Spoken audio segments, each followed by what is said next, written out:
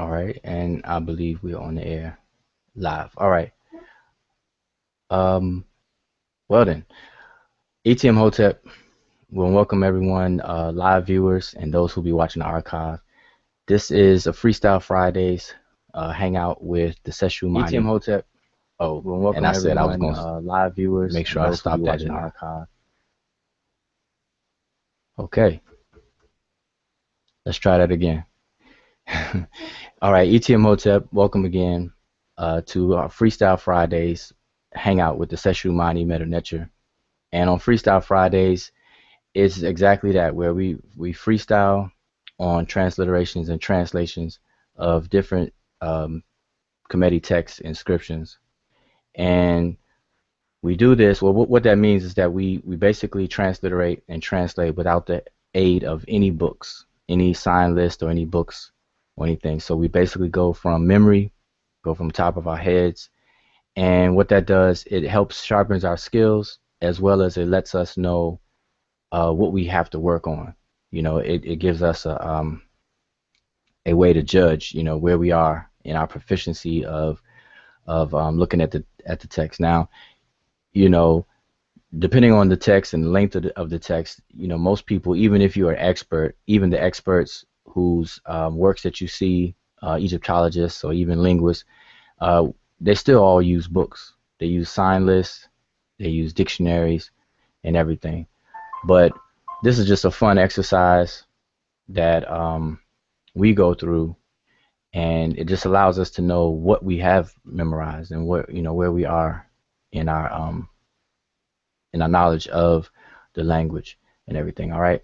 So, and even when we freestyle, we still maintain the proper methodology, which is what we go over on our Divine Words Wednesdays, and we show the 4 steps uh, in the method of transliterating and translating text. So it's no different. So whether you're freestyling from memory with the help of nothing else, or you're going to sit down and actually systematically go through any inscriptions, you're still going to apply the exact same method. So the method doesn't change. It's just that we um, do these exercises without the help of any books. All right, and it's no guarantee we will be able to translate it all because we don't have the dictionaries of the books, because we haven't memorized every single meaning of every single word in the language. Excuse me. So with that said, we can begin. Anybody? Well, I mean, everyone on the panel. I guess we can go through a roll call and introduce yourself. Let everyone know who we have in the building. Um, that's going to be chiming in for today. Me myself, I'll start with myself. My name is Wujau. I'm on Facebook as Wujau. Um, I'm also an instructor or teacher of a beginner's level of Seshew Netcher on the website, medewNetcher.com, and also the author of a beginner's introduction to Medew Netcher. All right, so that's me, and I'll be helping out with the others. So everyone can, run down the line and introduce yourself. ETM Hotel, Dual Duau, Rennie Sin, Kofi Paisa. You can check me out on Facebook as Kofi Paisa. Thank you for tuning in to this Freestyle Friday. Hope you all enjoyed. Hotel.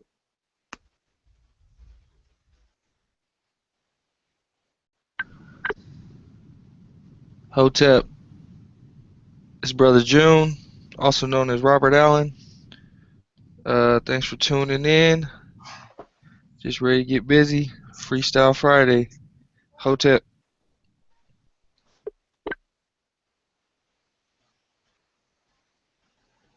Hotel. My name is Antoine Germain, aka Hush Your Mouth. Mhm. Happy to be sitting in this Friday to get in with the fellas and the young lady as we do Freestyle Friday. Uncle Johnson there. All right, all right. Hotep, this is Maureen Tonika Kinyi, simply known as Tonika, and yeah, just welcome you all to Freestyle Fridays. Thank you. All right, all right. So now, this is our second session, second freestyle session. Last Friday was our first, and basically in our Facebook group, the Seshew Ma'ani Medew Netcher Facebook group, we had asked for people to submit the any inscriptions that they wanted us to use for the Freestyle Friday. So last week we went over. There was three. Um, there were three pictures that were submitted, and we went over two last week. So we had one left over, and that's what we're going to get into now, first. So if anybody's listening live right now, if you have a suggestion or picture or something like that, feel free to post it inside the Seshew group, and then we can get to it. And even if we can't get to it um, tonight, it'll be in the queue for us to work on for the upcoming Freestyle Fridays. So we want to do this on a regular basis at 9 p.m. And we know, Friday nights everybody's, kind of relaxing and maybe out and about. So we definitely appreciate anyone who's tuned in live to participate and interact live. But then also, all of these hangouts are archived, so people can look at them at their own time and hopefully learn from them and so forth. So with that said, we can get right into the first one. Unless anybody else have anything to bring up or talk about before we do this, or while I set the screen up, I'm gonna share my screen in a few seconds.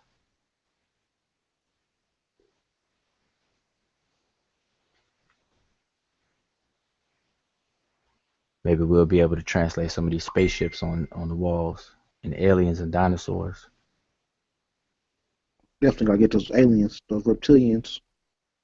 Right, right, exactly. I can't wait till we get to that.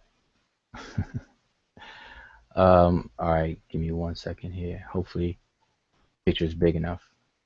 They just playing too, y'all. We ain't finna get no aliens off the wall. They just playing Right, you're absolutely right. We had to. You can't let that joke just stay out there by itself. Disclaimer, you know, there are no spaceships on the walls in Kemet. Y'all just killing the fun. Yeah, Kofi had let it out early. Um, okay, so hopefully you all can see my screen. Um, can anybody confirm that you see my screen? Yeah, it showed up on my end. All right. All right.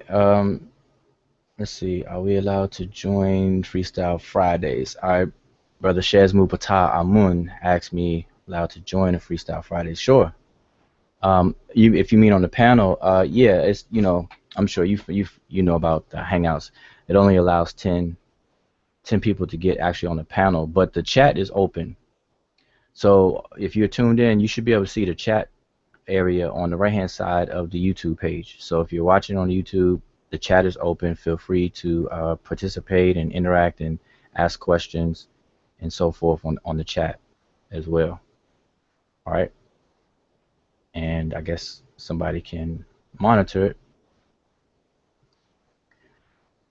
Those spaceships are badly. All right. So let's get into this. All right. Let's um, dive right in. So we got one, two. It's 5 of us here on the panel. So in utilizing the method, as I said, we use correct methods. In Kemet or Rodney Kemet, it's called Tep Hesed, which means the best or correct method. All right, and the correct method are the 4 steps that we talk about on Wednesdays. But just to give a summary of those steps, the first step is to determine which direction the signs are to be read. All right. Step 2 is to identify each individual sign. And then you use a sign list to do that. Well, let me back up to step 1. How we determine the direction in which to read the signs is that we basically look for animals, such as the birds or different animals, and we see the direction that they're facing. Okay, and then once we see the direction they're facing, then we know to read into them as if we were facing them. So if a bird is facing to the right, we will read from right to left, going into the face. Step two is to identify each individual sign, and we would normally use a sign list to do that. But on Freestyle Fridays, we're not using the help of any books or dictionaries whatsoever, or the sign list. All right, but we would normally use the sign list. Step three is to group the signs into words, and to be able to look them up in dictionaries. So obviously, with that step, we would be normally using the dictionaries to look up the words and definitions and meanings. But for Freestyle Friday, we're not going to use the dictionaries. And then the fourth and final step is to come up with a sensible translation. All right. So what we're doing is we're going through all the steps, but we're not utilizing the tools that help aid us in those steps. And that's the purpose of Freestyle Fridays, just to see what we have memorized, what we have become proficient in, just to get used to different words and texts and things. All right. So this particular picture was submitted by, let me see, make sure I get the name right. And hopefully that person is watching now or will watch on the archives. I think I lost who that was. Okay, Amanet Aha Ray, or Amanet Aha Ra, submitted this picture last week, but we didn't get to it, so now we're going to jump right into it. All right. Now, So, I'm not sure. I'm not sure if it's just me, but I'm not seeing a picture on the screen. oh, you don't see it? Uh, How about does anyone else have that problem? No, I can see it on my screen though. Okay, I'm gonna log out and log back in. Maybe I'll be able to see it then. Okay. All right. And at the same time, I'll try to keep an eye out on the chat box if anybody has It questions. looks like I think when Kofi came back in, he might have got muted. His avatar looks shaded. Okay, yeah, I just added him back in there. All right. Okay, so let's dive back in. Brother Antoine will come on back in. So, I'll kind of leave the floor open. I won't go first. Somebody can go first, and step one is easy. So any one of you all can discuss step one. Determine the direction in which the signs are to be read. And at the same time, Brother Seshew Patah said, read into the faces of the individuals and into the direction of the writing birds, snakes, tools.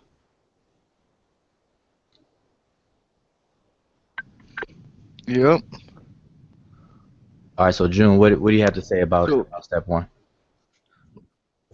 on step one, like you said, I'll be looking for familiar signs to me or animals, and these look more like rows instead of columns. We've been doing a lot of vertical columns, but these look to be laid horizontally and animals facing to the right. So to say we would most definitely read this right to left horizontally. So we have all these animals facing to the right. So we would start on the right side, reading to the left horizontally. Okay. And I think hopefully you can see my cursor. Can you all see my cursor? Two. Okay, so yeah, as we discuss it, I'll do my best to follow along with the cursor so everyone can follow. Okay, so yeah, so the signs are facing to the right, and if you notice the large figures in here.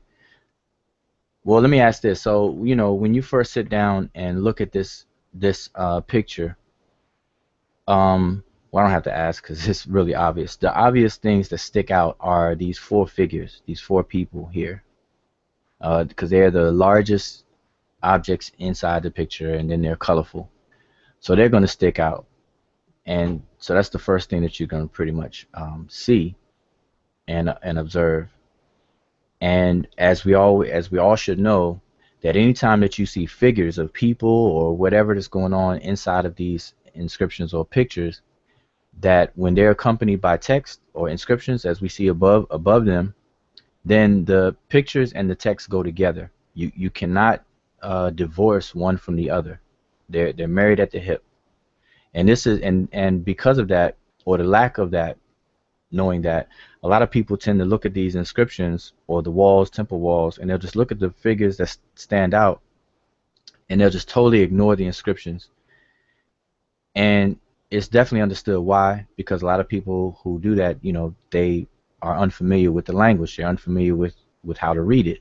So you'll tend to easily discard it, and you'll look at the images, and then you'll just make up, you'll guess and speculate on what's going on, you know. And that's what's happened with a lot of the misinformation about different scenes that have been highlighted and repeated on social media.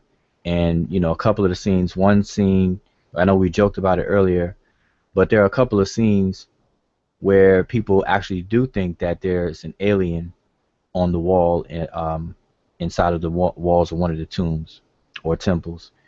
There's a famous scene with the so-called flying saucers and helicopters in the temple of Seti the First, in Abydos. People have taken that and ran with that, and made claims that the Egyptians were inventor or utilized spacecrafts or flying crafts and hovercrafts and helicopters, Apache helicopters, and the hovercraft that we used to see in Star Wars movies and things. What else that's famous? Oh, the light bulbs in the temple of Het-Heru or Hathor in Dendera. People look at that and think that they're looking at electric light bulbs, and they're just completely ignoring the text that's right above all of that. So I just wanted to put that out there, that the inscriptions and the figures are married at the hip. You cannot divorce one from the other. All right.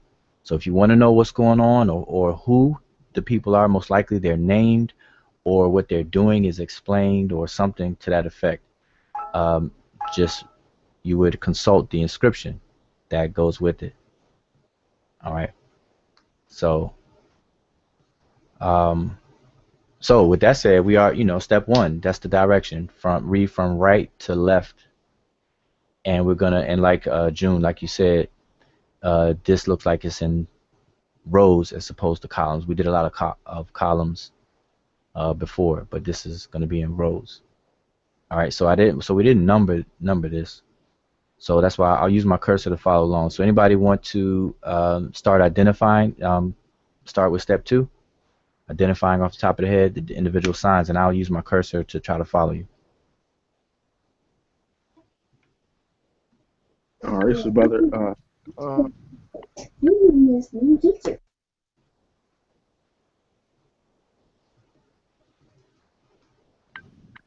Hush your mouth. Say, go ahead, Kofi. Got that hush your mouth. What's that from? Shaft. Yeah, it looks like Kofi about to go in. I'll go ahead and let Kofi knock it out. Oh man, it don't make a difference. I'll just identify a couple of signs, and then you can identify a couple of signs. At the top of the glyph, as it was stated, we're going from left to right, horizontal, and the first Right. right to left. I still don't know my right from left.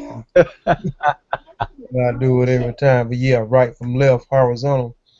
The first image I see is the reed leaf. Mm-hmm. second I Have my can cursor on it. identify is the sickle Mm-hmm. sign. Mm-hmm. Um,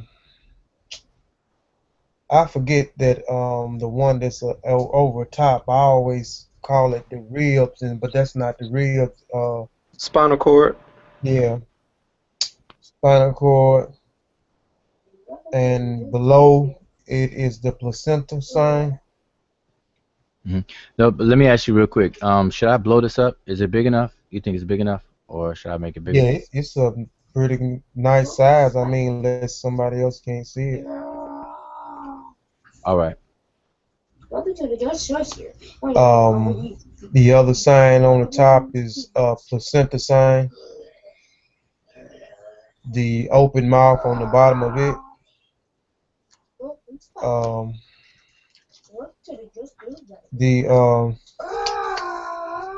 the mat, the half a bread loaf. I think that is the hobbling rope beside it. Can't quite think that's what that is. Is that what that is? It's look kind of funny on Is the that on this the picture. twisted flex? Huh? Twisted flex. The hobbling rope, yeah. The twisted flax, hobbling rope, yeah. I mean, yeah, the twisted flax. Um, and I can't make out what that other thing is. I see a bird. I guess that's a bird on top. It's like Haru on the Yeah, ship or something. and I can't make out what it's sitting on. Some kind of boat or ship or something. Mm-hmm. So that's what it is, a ship. It's definitely a Bryce. bark or a boat. Yep. Okay. Well, you could take on the next few, Antoine. Then Antoine. All right, can you hear me? Yeah. All right. Yeah, if you look, you got the read leaf repeating again, and that actually repeats several times throughout the glyph. The first section repeats up until the twisted flex. And at the twisted flex, we have I believe that's the door bolt, basket, and then the mouth. And I believe that's that sign repeating again with the falcon or hawk on the ship. Then we have the hand with the canoptic. I believe that's what it's called. We have the viper. I'm not sure what this one is. It's a little damaged, but I know the last five are going to deal with your beer, your, another type of jar, oxen, and duck or geese. Mm-hmm. Uh, and I'll let somebody else. But as you know, there are a bunch of repeating signs. So if you're doing your data collecting, once you collect that one sign and put down the information as far as the phoneme, the log, or the purpose of that glyph, you might knock out a couple of birds with one stone, as you see a lot of these signs are repeating. And I'll let someone else finish up the bottom row.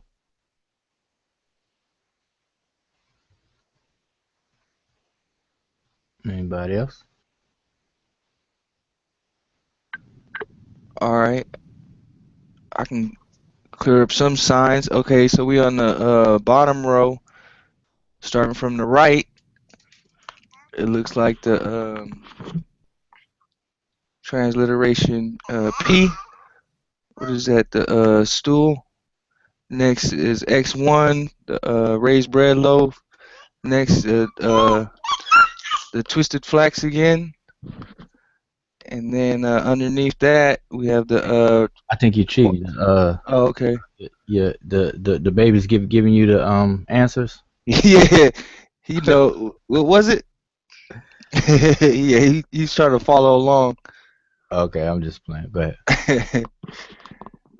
So underneath that with the water ripples and N35, Underneath that is a reed leaf, M17. To the left of the reed leaf is X1, the raised bread loaf. Then we'll go over to the next group. That's the no, it's not the D. It's the biliteral MS. I gotta get that Gardner code. Left of that is M17, the reed leaf again. Underneath that, N35, water ripple. To the left of those groupings is a seated man with his hand to his mouth. So that would be in the A category on the sign list. Left of that, M17 reed leaf twice. Okay, and then to the left of that, I think that might be is that the sin symbol? Arrow, Might be. the arrow. Yeah, the Yeah. arrow pointing down. To the left of that, we have the water ripples again, N35. Below that, M17 reed leaf. To the left of that, we have the biliteral MS again. Under that is a N35 uh, water ripples. To the left of that, X1 flat loaf. And then to the left of that, what is that? Is that the jug? I'm not sure what that is. Maybe the jug. Yeah, I can't make that one out. But we have the reed leaf again to the left of that. Okay. All right, and let's see if someone else can do the rest. Hotel, we had Brother Damo just joined in. Oh, okay. Let me make sure I unmute him. Bring him in. All right. Well, let's see something. Make sure I'm not. I want to make sure I'm not missing anybody. From the chat. Mic check. Okay, I see this. ETML. Oh, Hotep. Brother Damo. ETM Hotep. Hotep. Yeah, I see somebody said that it may be blurry coming up, and I know last week somebody said it was blurry, but usually if you refresh your browser,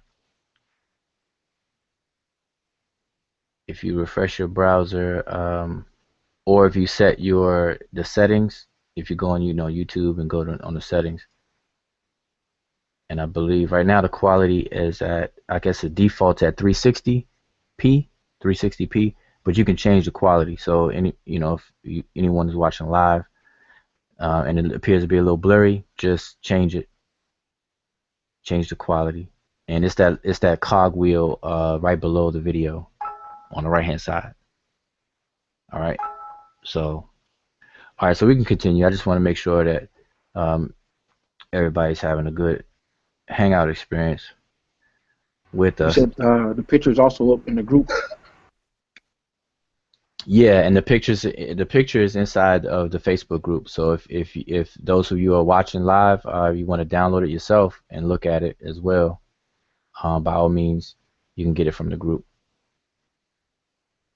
And unfortunately, YouTube chat box doesn't allow URL links. But okay, so we could continue. I just wanted to make those things clear.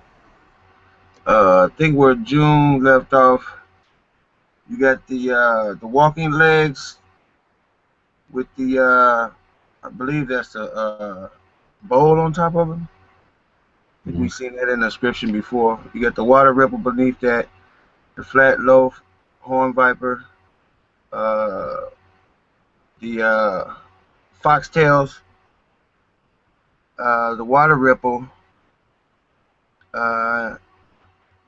What do we decide? Is that an oar? An arrow. The arrow. That's the arrow. Yeah. All right, the arrow. Next to that, the water ripple, reed leaf. Go over to the arm holding the. I want to say that's a cone, a conical. I forgot what they called it. A consensual loaf. Central loaf. You have two of those back down to the foxtail, the flatbread loaf, the water ripple, to the arrow, the water ripple, the reed leaf. Is that water ripple to the left, Ka and water ripple? Is that the same? Is that in the same row? Well, we will find out. But we're identifying the signs, so that's basically all the signs. We didn't have any signs that Well, weren't this identified. this one well under the second figure to the right, right above her head, before the last reed leaf. Yeah, is Is that that? some type of bread or something? Yeah, that's the sign for bread. Oh, okay. Mhm. You talking about the first row No, right and the here first? where the No. cursor is. If you Okay. What about the first row? I guess second part of the first row after the viper. oh, twisted flax. Okay.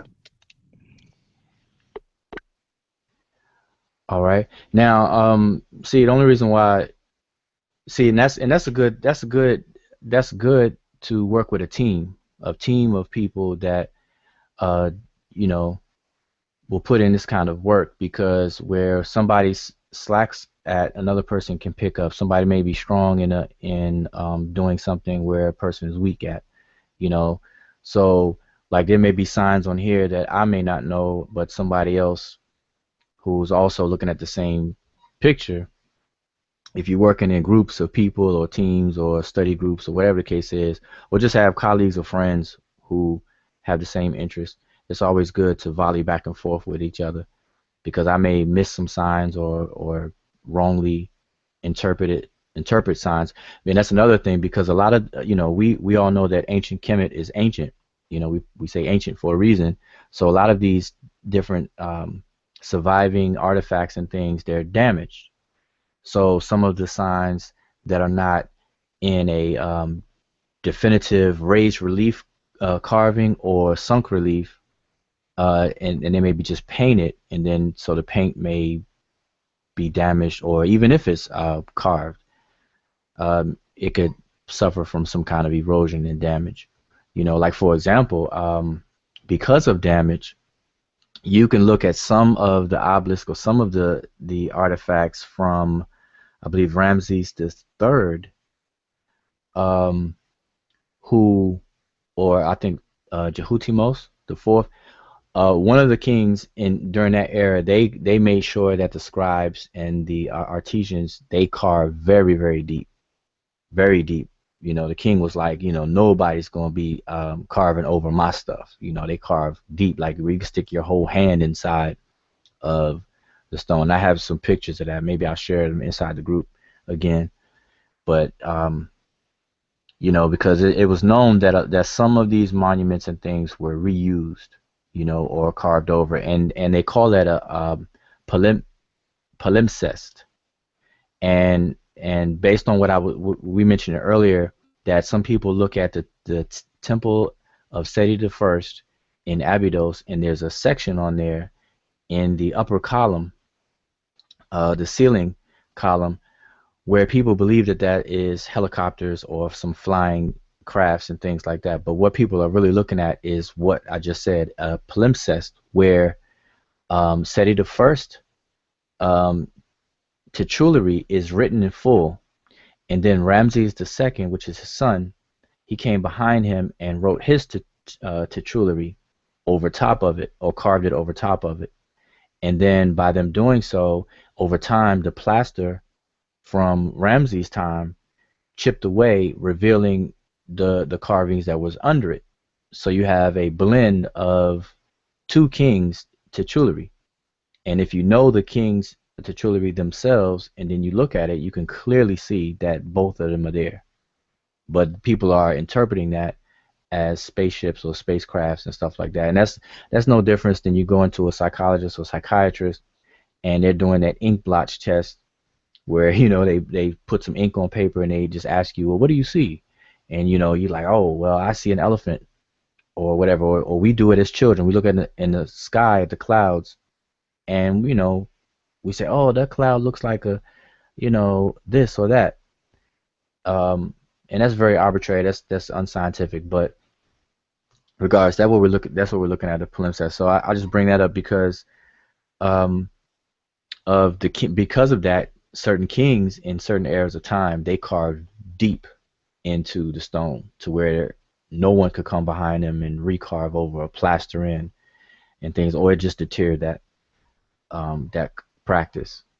So anyway, back at this, so some of the things may not be clear. So it'll take you being familiar with the signs and the different words that you come across as you put in the work over and over and over again. All right, so like the example, this one over here, if you see my cursor, this is a twisted flax. But the only reason why I know that it's a twisted flax is because I'm familiar with this word here. This is all one word right here, and I'm used to seeing it, so I know that this is a twisted flax. And if you look at it, you can tell that if you look real close, this is matching this or this. All these are the same sign. Okay, so just wanted to point that out. Anybody else have any input on that? No, I see. You're saying that it's the same. You know that word. Those aren't the same words though, are they? They're different words though, but the sign, the H is the same though, right? Oh, the words are different, but the sign, Okay. that particular sign, yeah, that particular sign. Let me change my Oh, that definitely improves. Yeah, if anybody's watching live and your YouTube display is blurry, yeah, just change the quality, and it's the cogwheel right below the video on the right hand side. Because I just changed it on my screen, and it makes a big difference. And I set it to 480 or above. We have 720 or 480. 480 is good. But if you're on high speed internet, which most everybody should be, no more dial up, but you could probably go to the 720. All right. So hopefully everybody can still see my screen. So all right, well, what's next then? Yeah, before we move, I just had a quick question. Because I know we did describe the features of the other sign where we have the bird on top of the ship, but I'm not sure if anybody on the panel knows its functions and values. Because I haven't seen it before though. Okay. Well, okay, that's good. That's a good question. Let me get my cursor back up here. So, all right, so okay, so first of all, in step 2, we've identified everything, but as you just said, this one here, we see it, but we haven't quite identified it. All right, so now, whenever you're at a point where you know the majority of the signs, but there may be some signs that you are unfamiliar with or whatever, moving to step 3, well, because we're doing this freestyle and we're not using the help of any books, obviously we would be able to look that up. But without looking it up, let's just look at the clues that we have that's available to us without any books or anything. So over here, so we see 2 instances of that bird perched on a bark or boat above the sled. The sled here, it's underneath both of those. Okay, so we see both of these images here. So what we can notice is patterns. So we see, I believe Antoine said it earlier, that all of these signs are repeating from the reed leaf here to the twisted flax here. It's the same. So we have the reed leaf here all the way over to the twisted flax. All of that is identical. So whatever we do come up with, these will be identical statements. But after the twisted flax here, we have the bird perched on the bark boat. But after this twisted flax, we have more glyphs, and then the bird perched on the boat. So this will give us some context clues that whatever this is going to describe what this bird on the boat is all about. And the bird on the boat is a determinative that's going Hmm. that's going to explain what this is. Right. All right. All right. Okay. So that would be clues that we could use. So all right, and that leads us into step three. Step three is to group all of these signs, and because we're doing Freestyle Fridays, where we're not using any books, so basically we're just going to look for words that we're familiar with, and by words we mean grouping these signs together that go together to form words. So, you know, if any of y'all want to start up here, Um, identify some words. this is saying Kofi. This word the reed leaf, the sickle, the spinal cord, and the placenta. That's all one word. I can't pronounce the word, but I think it's uh Emok or something. I can't even pronounce the word, but it's all one word. The reed leaf, the sickle, the spinal cord, and the placenta is all one word. Okay. And What we going? the So you said I M capital A M. How do you pronounce? You said M and something. I is going to be IM um AX.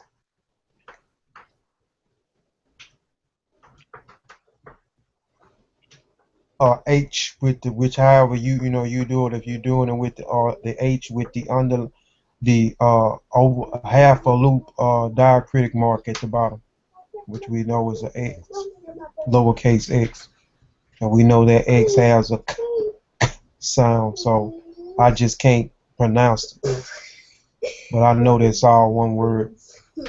I mean, this one been in a couple of glyphs we done already transliterated. That's how I know it's all one word. All right. Let me just interject something because I'm trying to monitor the chat as well. So I see Seshew Patah Amun, and he said that Annie stand in the presence of Patah. Okay, now, Brother Seshew, see, this is before you come up with a translation, you first have to group the signs together in their appropriate groupings so that you'll know what the words themselves are. So I just want to say, keep in mind. So, can you All hear me? right, I'm gonna give him one with the patah, but the Annie. This is not the papyrus, correct? This Right, is and right. So it's not.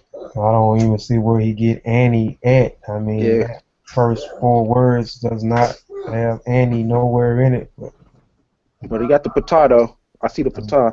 I mean, he got all of it, but the patah. I mean, he got in the presence in the his cur right there. He got that right. That's presence in the presence of patah. PTH. He just hadn't got the first word right. Those first words that I grouped together. So after that patah ra or patah has to No, be something. that's a determinative. Remember, he said that's a determinative. It's a determinative for patah. Right. This is It's part of his name though. Patah something. Oh, is it part of his name? Is I, how it's that's I Oh, that's go what I'm ahead. thinking. Yeah, I'm thinking it's part of his name. Patah something. You know, I Patah had additional things added to his right, name. and I can see that on the second line. I see that on the second line. It's going to be Patah something right there. It's Patah Seker, right there. SKR Patah Seker. That's a part of his name there. But I Patah didn't Seker, right there. Ra. Yeah, Patah Seker Ra. But I I mean, where think. you getting raw from? That's what I'm Hey, trying to see. Kobe. Or Patah Seker Horse. Sorry, my bad. Horse. From the Hawk or no, Haru. Ko- no. Oh, somebody else was gonna say something. Kobe, I like what you said. You said on that second one, you got the secker. Mm-hmm. Okay, Yep. so Yes, Kirk. okay, so SKR. right. So to me, then isn't that determinative like a complement? Wouldn't that be Right. I thought it would be silent. That's why, but on the first one, wouldn't it be secker too, but without it spelled out on the first one, would it be? no, sir. Like it's I just a mean, if Netcher determinative. right, if it's a determinative, then I guess it's silent. Right. That's what I'm saying. It's silent. I mean, it's nothing should come after. Mhm. Oh, okay. Okay, Yeah, now check this out. but before we jump over to the other one, can we just finish the first one, just then move on to the second one? So you Yeah, had, yeah. What did you have, Coffee,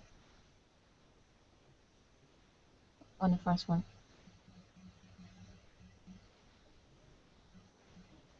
some coffee.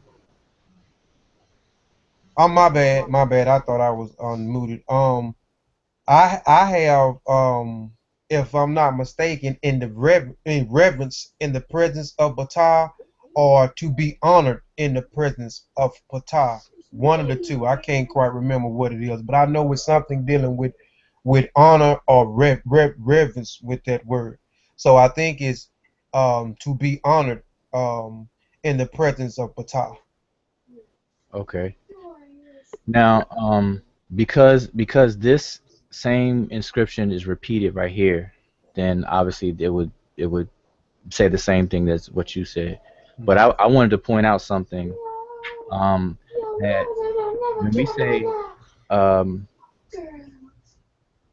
okay, when we say determinatives, we have to remember that determinatives are indeed silent. And Brother Kofi, I think you got some noise in the background. Um, when we say determinatives, we have to remember that determinatives, when they function, you see, determinative is a function. So when signs function as a determinatives, that's when they're silent. But what we're calling determinatives are ideograms, and ideograms are pronounced if they function as such. So in this first word or first group that you covered, Kofi, this particular sign, although we're looking at the same sign, in this group it's functioning as an ideogram. In this group it's functioning as a determinative.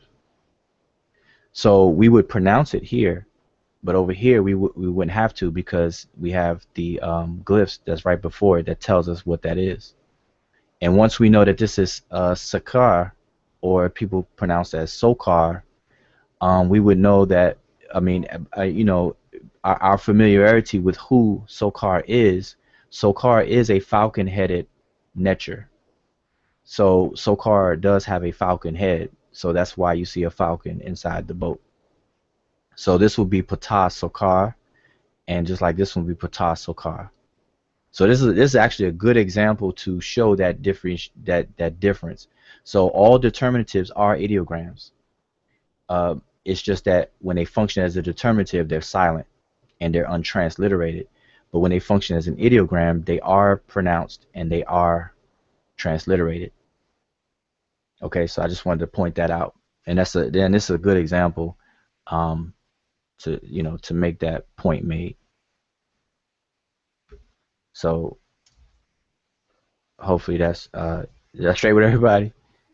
Yeah, so Yeah, that's real good, because that's, kind of shows why it's important to know the different functions of each sign. So I guess what you mean is that on here it's an ideogram for soccer, and it can also function as a determinative. So on the other end, it's a determinative for the word soccer. Okay, so yeah, that's good. Yeah, as long as that's clear, and that's something that we stress in the book and in the class, that all of the signs that you see, they can function one of three different ways within a particular word. So this is a really good example, and I'm gonna have to remember this. I could use this as an example when explaining to other people. So um, so here we have the same phrase. So essentially, these two phrases are the exact same. They're saying the same thing, but you can tell now. We can go and we could just imagine and tell that they wanted to conserve space. Because we're this small piece of of, stone, and they're carving a painting, and they want to make sure that there's enough room to write everything. So one on this first one, they didn't include the glyphs that would spell out, and then this one they did. So all right, so we can continue. I just wanted to point that out. So okay, so with that being said, so Kofi, you were saying that this first word, you translated this as um say it again. Can you say it again? I said it would either be honored in the presence of Ptah, which you say Ptah circa, Hmm. or I said reverence in the presence of Ptah circa. Okay, cool. All right, so okay, and then when we go through the whole thing, we'll come back and then have a more uh fluid reading, like we can read all the way through. So let's keep going. So we can kind of jump now because this, like I said, this phrase on the right is the same as on this left part. So that brings us up to this where my cursor is right now. So does anybody want to tackle that part? Yeah, I think that would be DF Henneket, which would be he gives bread, beer, actually not bread. He gives beer, um, and fowl, oxen and fowl. Okay, yep. So can you repeat that one more time? Yeah, the with the conical loaf, that would be D, which is to give, and then you have F, which is suffix pronoun, he. So that's he give, and then you have the rest of the glyphs, the like Henneket, which is beer, oxen, and fowl. Okay. Yeah. All right. So yeah.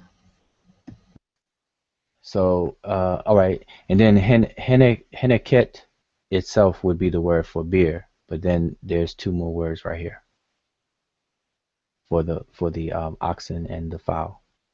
Yes, correct. So anybody want to cover what those two words are? Ka and Apet. Mm-hmm. Yep. Oh yeah, right. Yeah, correct. That's true. Ka for the head of the bull, and then Aped for the head of the bird. Mm-hmm. Okay. So those last two are used as ideograms. Yes.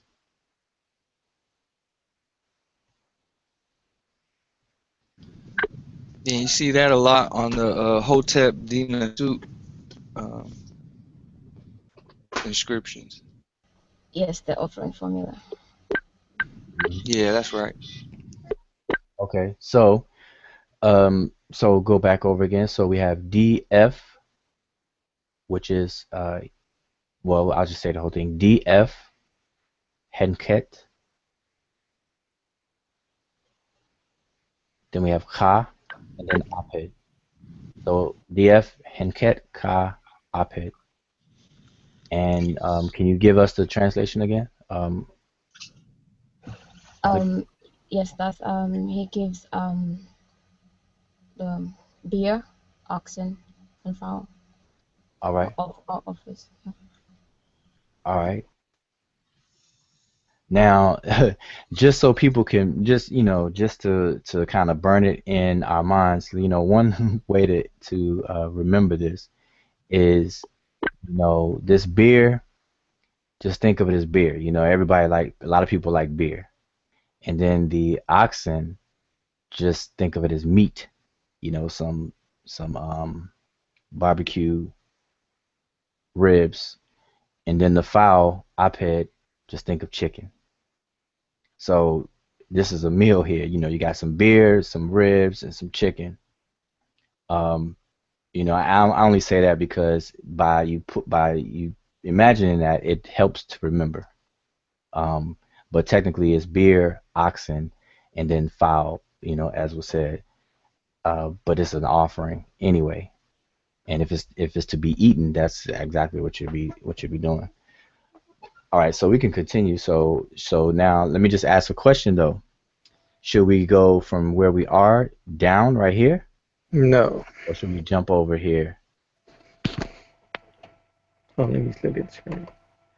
Should go with N Ka N because that's the full that's part of the offering formula. Okay, good. That's why I asked the question. So now now that now don't okay, let me ask you, how did you know that? From translating a whole bunch of Hotep in the suits. When you see a lot of the fuller formulas, you have basically like uh, basically when you translate it, you have basically a venerated one before Batar Seeker. He's given beer, cattle, and fowl, and to what or to whom, and then you have basically to the spirit or to the essence of. Okay, good. All right, so now, all right, so okay, so say that one more time. Say it, translation in full. Uh, Venerated one before Batar Seeker. He gives beer, cattle, fowl to the essence of. Okay, so now with that in mind, when you say essence of, so now your mind should automatically think of, now we should see some people's names, because the essence of who, or the essence of what, so now, all right, so with that context in mind, now we can go over here. So y'all said for essence, y'all using the ka as essence. Yeah, your ka, your innermost self, your personality. I like to use the word essence. Okay, as opposed to spirit. Yeah, because it's more like your double. It's more like your personality versus your actual spirit. And we need to have a hangout about that, about the spirit, why these different words are translated as spirit. We got Kad being translated spirit, Ba being translated spirit, Aku being translated spirit, Sahu translated spirit, Kaibit, and maybe we could do a hangout on that. But okay, so let's continue on. Now we're over here on the right hand side. But let me just quickly I'm trying to keep up with the chat. I want to make sure I'm not missing anything. So we say give divine Sokar you, or he gives Ptah. Is that a heart, a duck head, or beer? All right. Bam, bam, bam. Okay. All right. So we're gonna keep going. All right. I'm trying to, trying to have this interaction. So I'm trying to keep up with the chat. All right. So let's keep going. So who want to deal with the what comes up next? Mm-hmm. If nobody else wanted, I'll take it. It don't matter to me. All right. You could take the first, I guess, the first groups, and then we'll just pass it. Mm-hmm. All right. So if you can see my So we cursor. have a name here. The first part seems to have a Netcher. You have a Bata Neat, which most names usually have a what you call honorific transposition. So that's probably a Neat Bata.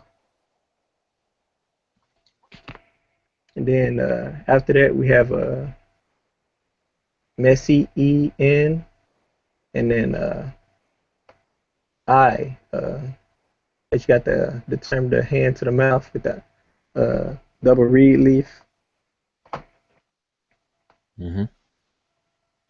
So that's what I got for the first glyphs above the first person. Okay. So as far as groupings, 'cause remember we're at step 3. So you group the mat, the bread loaf, and the twisted flax together to form what word? Ptah. Okay, and then you group the next 3 to form neat. Okay, and Then behind that we have the foxtails with the reed leaf and the N, which would be messy N, which is born of. Then you have a name, I. Okay, so now translate that whole section. We have a neat Bata, born of I. Okay, so now this goes back to what we said at the beginning, or what I was mentioning in the beginning. When you see these figures in different scenes, and inscriptions that accompany them, they go together. So a lot of times when you see people, they're usually identified by name. And if they're not identified by name, they're, what they're doing is usually described to some form of fashion. So obviously this group here goes with this first figure here. So we're looking at this person being identified. So who is this? This is Neat Pata Messi in I or E. So, and you mentioned honorific transposition. So just so the listeners or viewers will know what that is, can you explain that real quick? Honorific transposition is where you offer reverence to respect to a king or a divinity, wherein you write their name first, but it's actually spoken last. Okay. Yep. All right. So that's the first person. So who wants to go? Now we can already see a pattern emerging. So this set of glyphs are going with this person. So obviously, well, it may not be obvious, but you kind of see the pattern. This set of glyphs here is most likely going to match this next person, and then this set of glyphs is going to match with this person, and then the last set is going to match with this person. So we can start seeing a pattern. You know, um, we're going to be looking at the identities of these four people. So we already did the first one. So who wants to do the second one? I can do it. This is uh, Antoine Germain. Looks like you have Sin E or Sin I and MS Ian born of T TI. So Cine born of T. Okay, and there you go. I'm not sure that jar if that makes a that going to be a biliteral sound, but I know that I see the T, I see the I. Yeah, it's another bread. I think it's like the second one in that category. Yeah. Is it a phone? Does it give a phone? Does it have a phone value to it? Mm, No, I don't remember it. I think you read it. I think it's being it's a name. It's probably just TIT. All right. Cine born of T. all right. So we have Seni, born of T. So these first three glyphs here, you group together as Seni, and then the foxtails, the three foxtails tied together is Mess, which is born, and then In is of, and then the last two, or last three forming the name T. So Seni, born of T. So here we got um, a female here by the name of Seni. All right. And all right, so who wants to do the third figure? I'll do it. This is Sin Kofi. Is that any F mess in Sin E? Any F born of Sin E? Okay. Right. Now most people pronounce this um in they would I guess Egyptologically they would pronounce it in Tef. Okay. I always say any, the I-N, I-N-I. That's what I see, I-N-I-N-T-F. Oh, yeah, yes, yeah, well, yeah, that's right. Yeah. Either Initef or Intef. But Mm-hmm. but yeah, so Intef, born of Sini. All right. So this person here was named Sini. So most likely we can have a very informed speculation that this person is related to this person.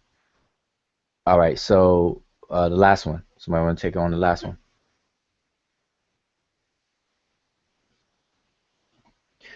Not everybody jump at once.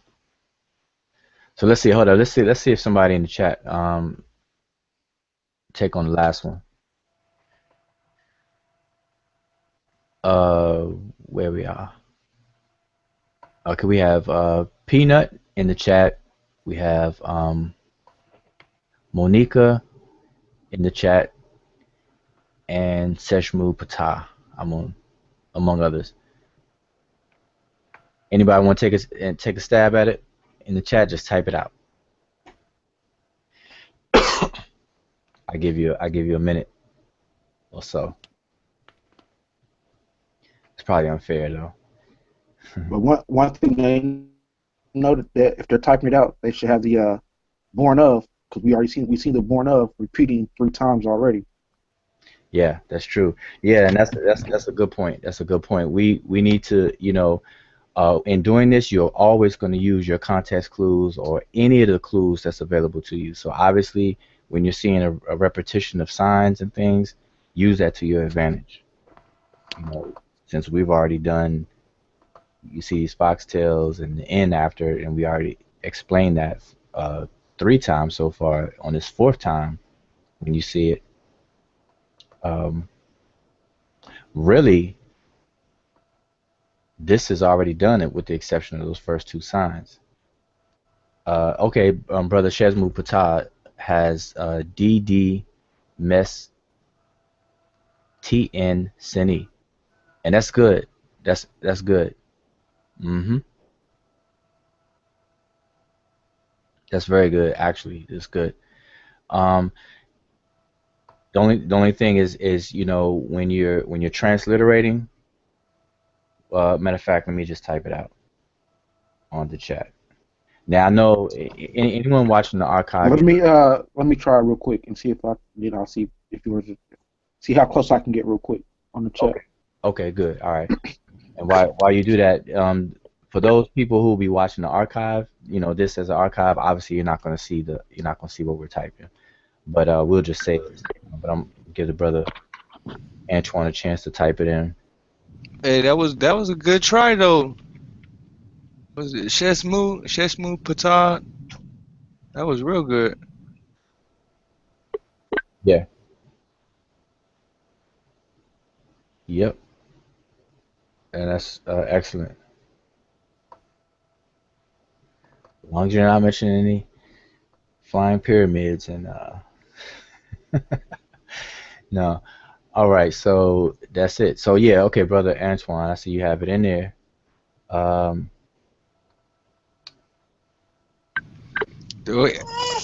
think that the MS biliteral would, and then the T would come with that, and then the N would be separate.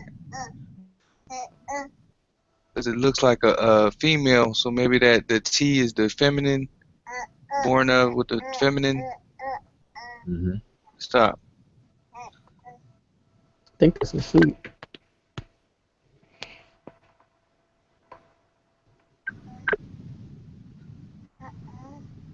So, brother Antoine, you want to retype it out? Okay. Yep. Oh, that's brother Damo.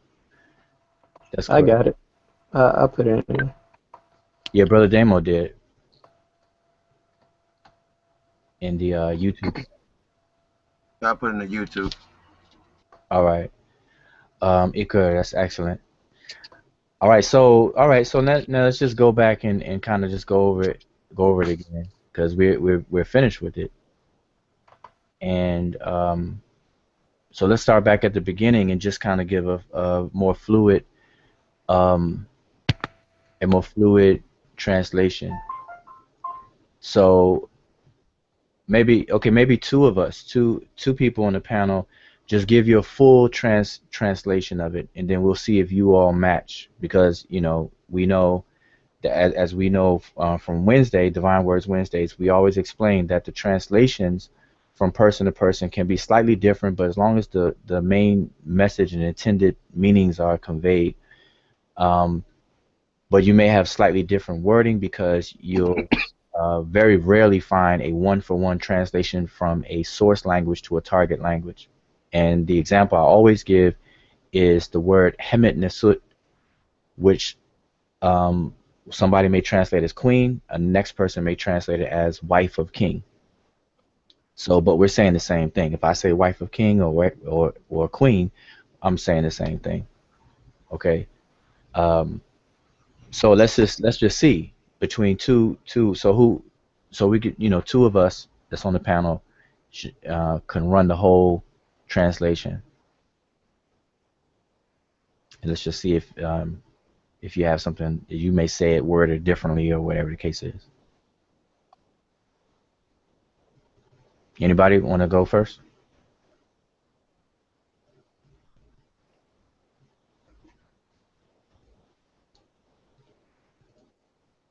All right, well, I'll go first. Yeah, I'll go first then. I was Um, about to say if nobody had it, I'd do it, but go ahead. yeah, I'll go first, and then you can see if you have the exact same thing, then we'll see if whoever may have something different or who would have worded differently. Okay, so I'm just gonna give a translation. I'm not gonna like pause and break it down or anything like that. So here we have one revered before Ptah Seker, one revered before Ptah Seker.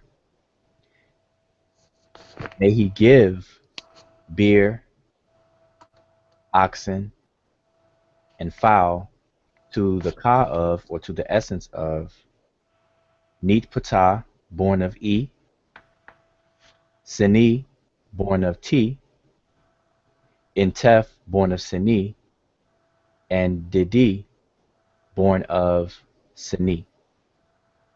So here, that lets me know that we have um, people here, and most likely these are two children of this female here, because this female is Seni, and these two people are born of Seni. So most likely these are the children of this particular person, and most likely this is probably the husband. So the husband has a different parent from the wife. The wife has a parent. Her parent is T. His parent is E, and then together these may be the children. Um, it wouldn't be far-fetched to assume that, but for sure that these two people are identified as being born of Seni, and Seni is identified right here. So does anybody have anything differently from what I said? Nah, I got the same thing. I mean, really, the only thing, well, we should have the same. We'll see was who would have something different is the where we would transliterate the same. Yeah. The only thing, like I said, but I mean, I said it either reference or to be honored right there at the top. That's what I might have put be honored or reference at the top of my transliteration there, and then here where Chris put essence, I know I would have put ka right there. But I have a question about the pick. Okay, about Sini, the woman. Hmm. Um, okay, now she's look. Is okay. Well, before I say what she looked like, um, is she's or is she's an ancestor on this picture? Um, And the reason why I'm asking is she's an ancestor on this picture. Okay, so if Intef and Niti Ptah is her sons, well, yeah, if they're her sons, I'm just saying, are she an ancestor because her sons is darker than she are. And I'm just asking because I seen something a few times and even read something a while back about um an individual on a glyph being this color and why they are this color when they depicted on a glyph. okay. Well, if you go back to the top line, it said one revered before Ptah Sokar. Mm-hmm. And it's the next one revered before Patasokar. So we're already at two. So obviously, so to me, this scene is saying that these two parents, the husband and wife, are deceased, and then the children are still alive. Mm-hmm. Okay, so we have two revered ones because imaku is the word that we're saying for the revered. Mm-hmm. Mm-hmm. Um, Now it wouldn't be far fetched. So obviously there's no more context. There's no more. This is just a piece of whether it came from a monument or a tomb. I guess it's a tomb, piece of a tomb wall. We don't have any more context to confirm this. But based on what we're looking at, um, this offering, or may he give beer, meat, or beer, oxen, and bird or fowl, Mm-hmm. would be to the two parents there. Right. Now, I mean, and that's why I was asking. I mean, because you may have someone that may ask, okay, why are her sons dark skinned and the father and the mother is a different color than they are? But then I seen where, well, I didn't catch to where, like I said, I would have put reference of be on, or you said the revered one, which is all means the same thing. I didn't catch that, but on the end too, I asked too because of the offering at the end, and I know they give an offering to the to the ancestor, or those that has ascended or transitioned into the ancestral realm. So that's them, and that was another reason why I asked that. I mean, just trying to get some clarity for somebody that maybe might have within been thinking like me, just looking at the color, just looking at the colors of the pictures and seeing that the colors is not matching up with the I suns. want to add a little bit. I agree with the may be honored, or may be honored. So I would go with Kofi with that one, and also with the Ka, I would translate that as spirit. As far as the color, I'm not sure if Wuja or wants to go into it, or give us a little information. As far as we know, women were painted yellow and men were painted red, and so it didn't have anything to do with their actual skin tone or skin color. Well, I mean, just I'm asking that because of the skin. Well, some things that I seen was the color white, and it was the color white was a color for the spirit. So that's why I asked. I mean, I done seen that quite a few times. The color white being which we and also the color white is representing decay. You know what I'm saying? Representing white. Because anytime when you look at a funerary picture, they are in all white. And white represents death, white represents decay.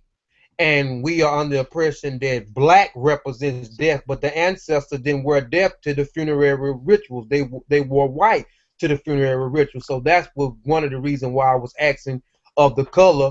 Plus, I already seen at the end where she was offering where offering was taking place. And most things, when you look at some of the funeral the funeral pics and go through the glyphs, they are always making an offering to the ancestors. On a lot of these pictures that you see, they are making offerings. So that's why I was asking, just to give me some clarity to make sure, am I on the same page with the research that I have come across? And just for those for inquiring minds that may say, hey, they don't look like their parents. Well, let me just interject. I'm looking at the chat, and the brother Shesmu just put out there that the mother may be Temahu. We have to lose that thinking about the Temahu um, and things, because I know the kind of there's teachings that are out there where Europeans, or quote unquote um, Caucasians, or quote unquote white people, are called the Tamahu and things. That's within certain doctrines, and that's just not accurate description or way of describing that. So we really need to just toss that to the side, because the Ta Mehu is actually Lower Kemet, and the people of Ta Mehu were drawn just like everybody else in Kemet. All right, so we need to rectify that. Most people are talk when they talk about the Libyans, they're talking about the Libu or the Chihinu, and not the Tamihu per se. All right, and then another thing is that um, the women. I forgot who just said it. I don't know if it was Antoine. I guess it's Antoine. Just said that the women were accustomed to be drawn colored with a lighter pigment, and mostly it was either a shade of gold, yellow, or something to that effect. And remember, we're looking at a wall that's old, so what we're seeing here is more of a pale, but we don't know if that was a lighter shade of have a yellow hue or not. But what you were talking about, Kofi, is the professional mourners within the funerary scenes where they are drawn pale purposely, but they're called the professional mourners, and they're usually in the mourning position, which where they'll have their hand up in the air, Right. their arm up in the air, and their hand next to their hair because they pull their hair. Right. That's an actual ritual, but we don't see that here, so we can count that out. So they're not mourners here. So that's not so we can't interject that interpretation into this. So basically we're looking at two females and two males. And it was usually accustomed to color the males with this reddish brown hue, and then the women would be a more lighter color. It would be some kind of shade of a yellow or a more pale pigment. So they're not ancestors. No, I'm saying the color is not going to determine that, because if that was the case, then the person in the front who is an ancestor, he it would work against what you are saying because he's not pale. You know what I'm saying? So these are ancestors. So the color has nothing to do with it. And Okay, they I mean, didn't yeah, even. yeah, yeah. I wasn't just basing the claim off just the color too, like I was saying, the offering too. That's what made me ask. But I mean, you cleared up some things for me. I mean, I'm not gonna know unless I ask. So No, yeah, that's good. No, I'm saying it's good for the art, the video archive, and then those who are participating right now. So yeah, no, it's good to bring this out to explain it because you're right. There's other people who may have that train of thought, and it may guide them in the wrong direction, um, and think the same way. And this brings up another question. It's kind of a side effect of what we're talking about, and that's the issue of race within Kemet itself. You know, today we look at people and tag racial things based on the outward appearance of people, but in ancient times they had no such concept, no such concept. So that's why I emphasized that the Tamahu and those doctrines today where people use Tamahu to identify with Europeans or Caucasians and things, that would be an error. That wouldn't be historically accurate at all. So we just got to be careful. That same thing with Nubians, but I don't, that would go off on another conversation. Um, but in terms of this particular picture, though, that's a really good question. But just to reiterate, though, we're not looking at two women in a mourning position. They're actually sniffing the water lily, people we know as the lotus, and it's actually a blossomed one. And then on the other hand, they have one that is not blossomed. yes, I mean, I agree with you on that because the glyphs that I've seen is exactly what you're saying. The mourners. Couldn't remember exactly what the hands, but yes, they have their hands up, um, and pulling their hair. So a few of the glyphs I've seen are like that, and they are not sniffing or water lilies or standing exactly straight up. So I agree with you. In the chat, I'm just I got some pseudo for you. So the lily, is that getting them high, or the lotus that they're sniffing? Is that a form of a drug? They're they're about to teleport.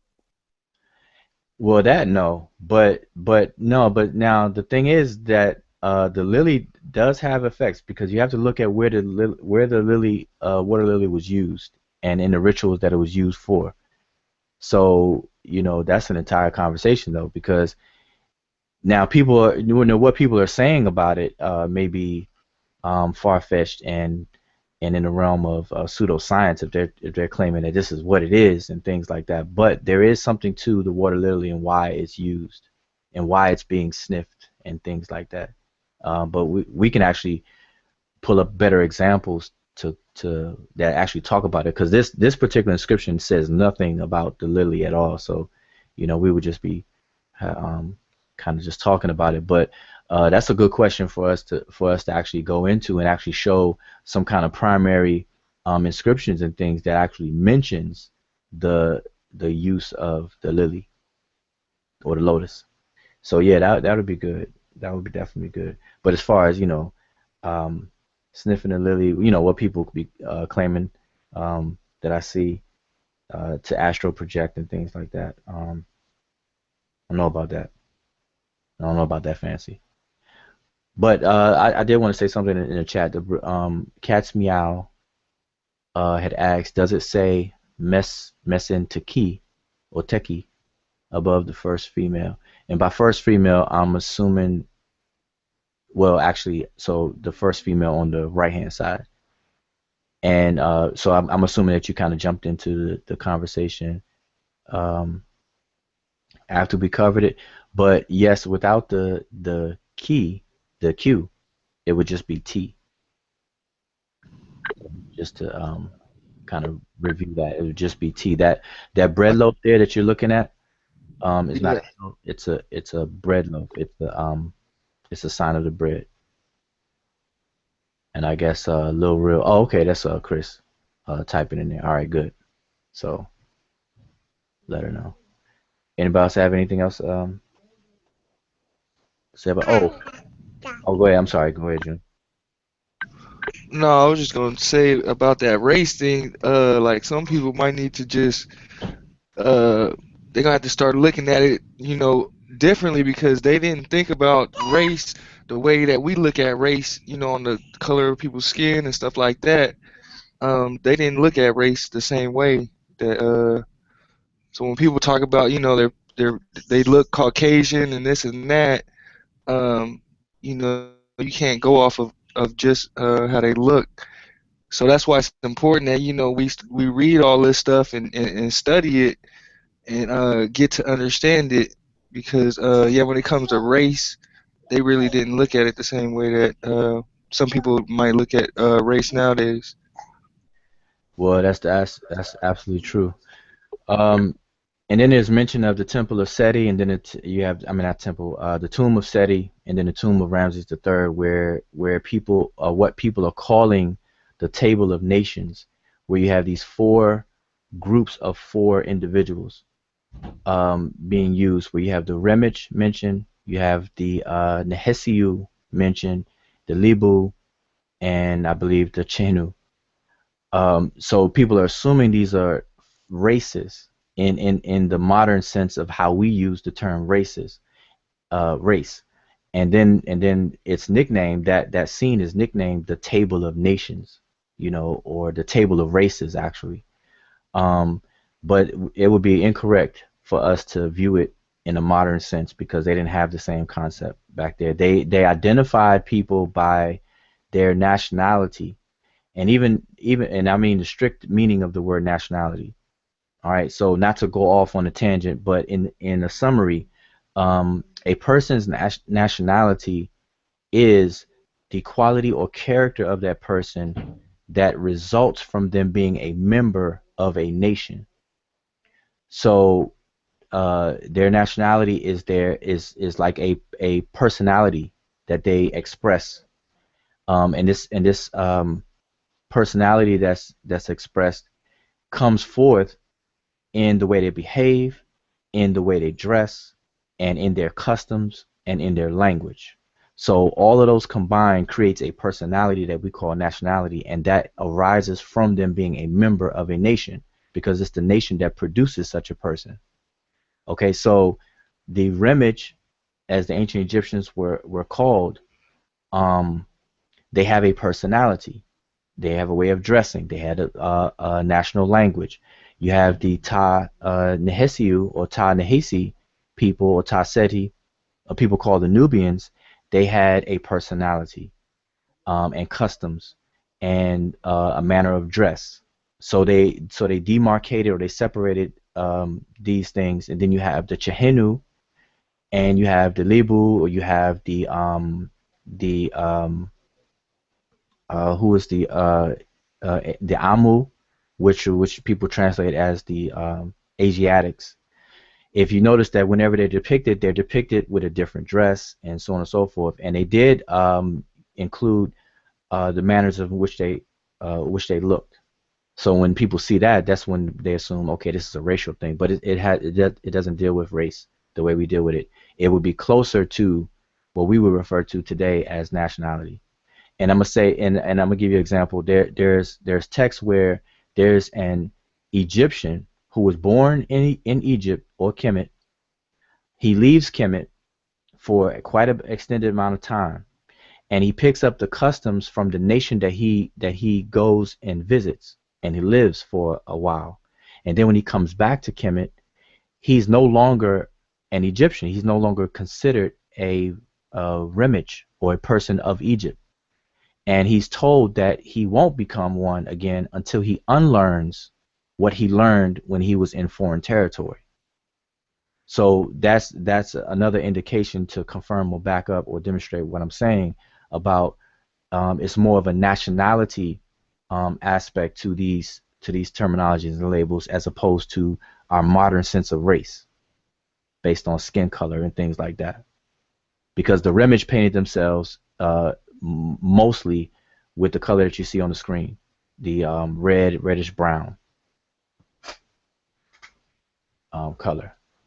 So anyway, that's enough. I don't want to go off too far. But anybody else on the panel had questions, comments, or I'm looking at the chat.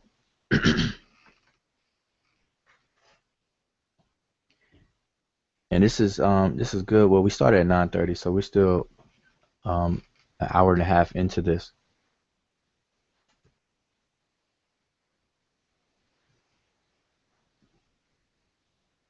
Any other questions, comments? We have those moments of silence. I don't like silence. I can talk now, so don't have me hog the mic. No, just want to say thanks to the Sonnet who submitted this picture, and we appreciate all the support and feedback from all the members. Duo. Yeah, okay, but yeah, brother Shesma, I'm looking at the chat. Yeah, they knew the difference. I'm saying that the differences that they distinguish, or I should say the distinguishing factors, were not the same as what we do today. Maybe I should put it that way. And it's a thin line, so people get confused, and it's a thin line, so people will cross over and think they're talking about race, and they'll project our modern concept of race and retrofit it in the ancient past, when that's just not the case. All right.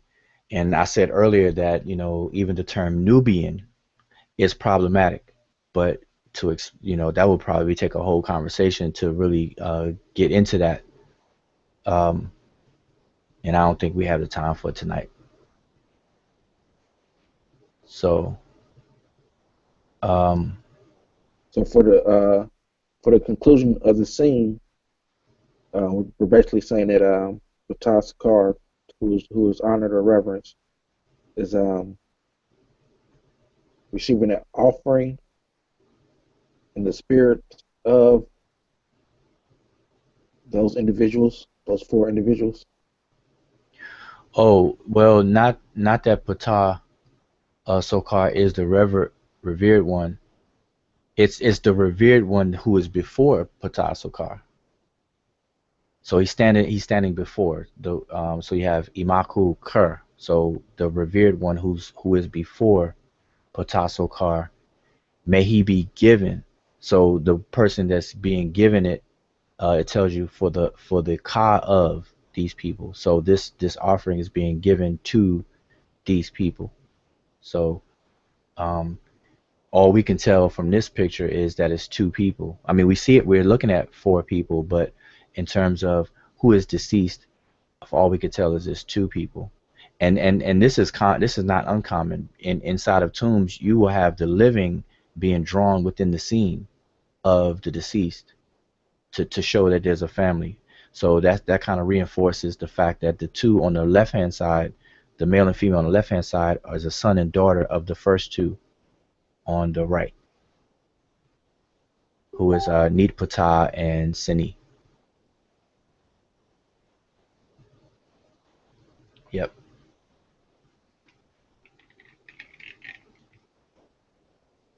So anybody else got any comments? Anything? You know, it's Freestyle Friday. I know we don't have time to do a whole nother picture, but anything else? Because you know, um, we could fill it. Yes, we have a question from Facebook, and that includes there's an inscription. I don't know if you can look at it. I put it on the group inbox. Okay.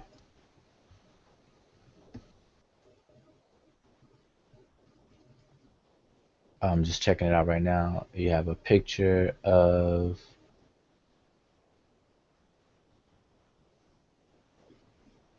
Oh, okay. The brother's asking, is this real? Maybe I could share this one then. So we're basically done um with the one that we covered. If anybody else see it, you know, maybe you can pull it up. I, Yeah, I saw it. I can see it too. It looks real to me. Yeah, he said he never saw that sign with the ear sign, but I remember coming across that sign, and it's in the D. It would be in the D category in the sign list for body parts.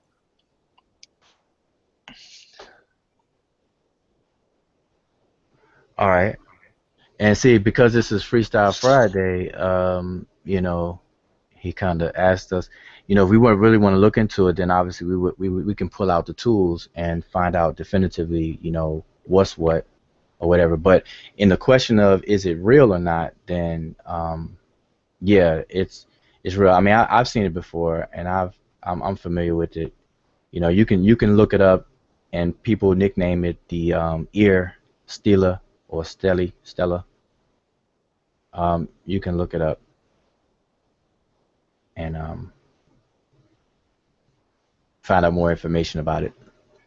But if you want to, you know, we can cover it on the next Friday along with another picture. We can do two next Friday for Freestyle Friday because that particular picture is real short.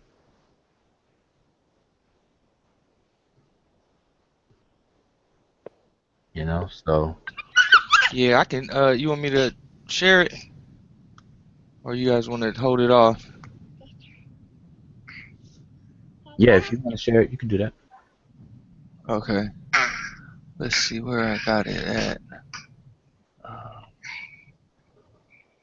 there's some signs that were in the picture we were just working on. Can you see it? Yep.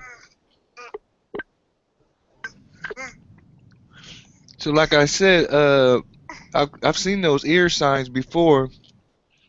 So they be in the D category, like I said. Oh, you have it. You have it shared. Okay, there you go. I have your screen posted up.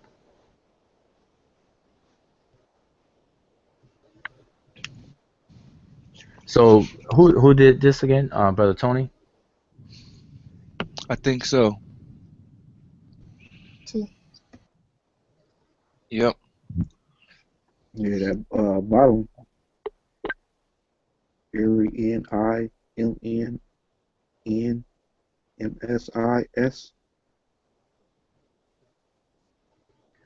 Okay. Well, I'm gonna just quickly before we move forward. I'm just looking back at the chat. I don't want to leave anybody hanging, and I see we had another question. I stopped sharing my screen. Cat's Meow. I'm assuming. Well, I don't want to assume it's a male, female. I just say Cat's Meow is asking, is that is in Tef between the first female and second male? And I would have to say no. Um, but what you can do, you'll be able to go back and view the archive, view this video because we covered the transliteration or the grouping of the words and everything already. But it wasn't it's in Tef, and I don't have it on my screen anymore. All right, so to move on to this one real quick because this is small, we can go through this, freestyle it. So um, step one is to determine the directions in which the signs are to be read. So what direction should we read this? This is gonna be read right to the left. You can see right in the middle we have a bird figure facing the right, the seated man facing to the right. On the bottom, the reed leaf facing to the right, and another seated man facing to the right. So it's telling us right to the left. Okay. So yep, and that is step one. Step two is identify every individual sign. So what signs are we looking at? Like I said, we have a lot of signs that we saw in our last picture that we were working on. Starting from the right, we have the stool, which is a monoliteral, and then under that is the raised bread loaf. To the left of that, the twisted flax, and then going down, um, I can't make out the first sign on the right, but Okay. then it looks like a quail, or the quail chick, or I can't make out that bird either. I think that might be a quail chick. And then the twisted flax underneath that, and then a seated man with the hand to his face. So I can't make this one out. What's this sign right here?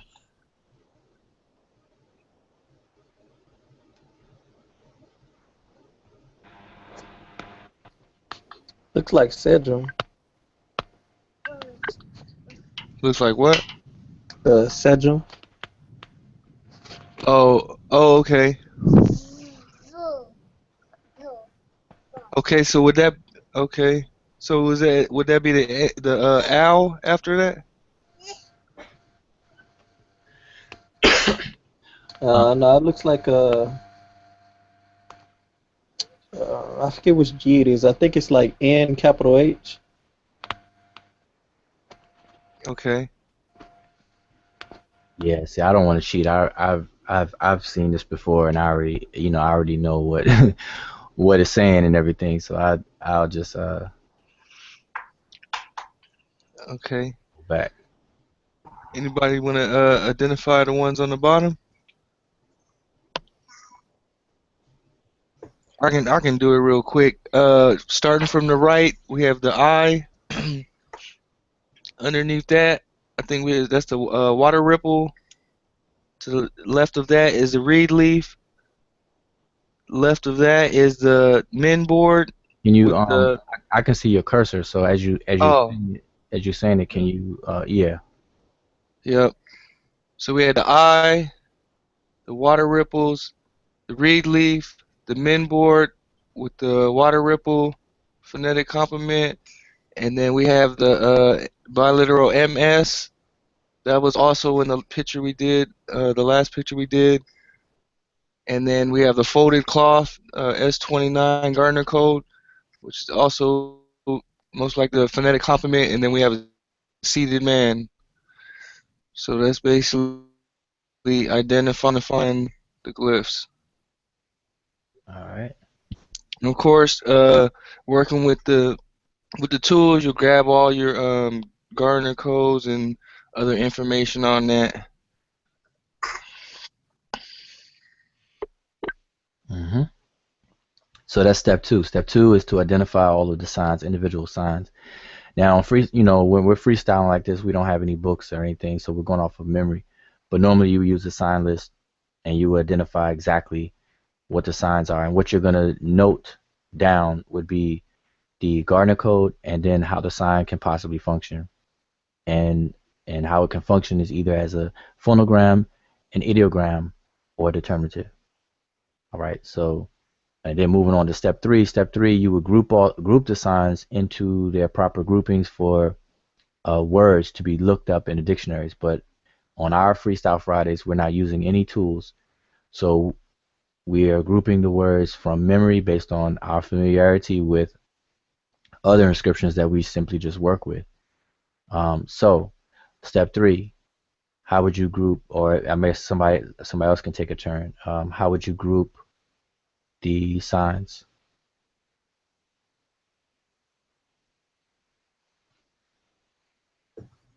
You want to take a stab at it? Uh, So on Kofi, Um, you can do the top part, and then somebody else can do the bottom. well, let me do the bottom. That's what I do the top. I can make out everything but the middle part. Okay. I mean, I can try to do the whole thing. Well, I mean, I see. You can go ahead and take the bottom. I'll take the top. Okay.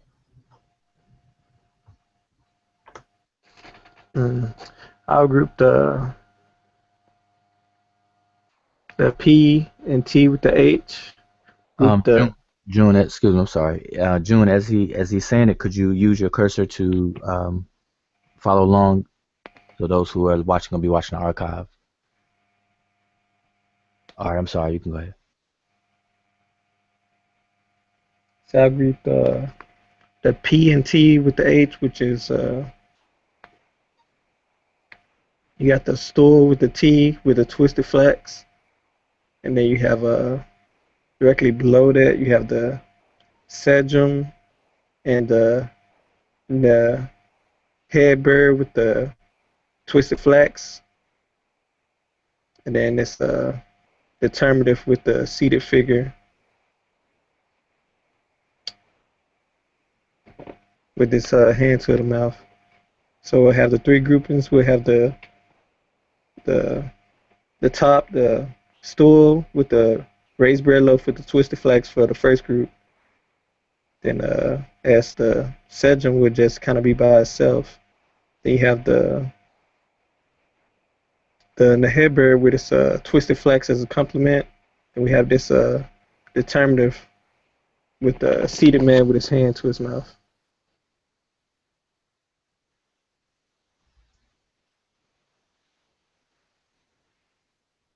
All right, the bottom part. I will group the I and the reed leaf together. And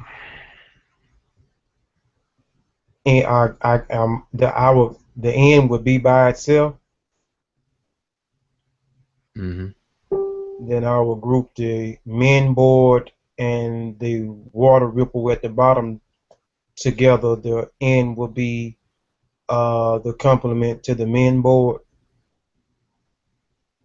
and the tide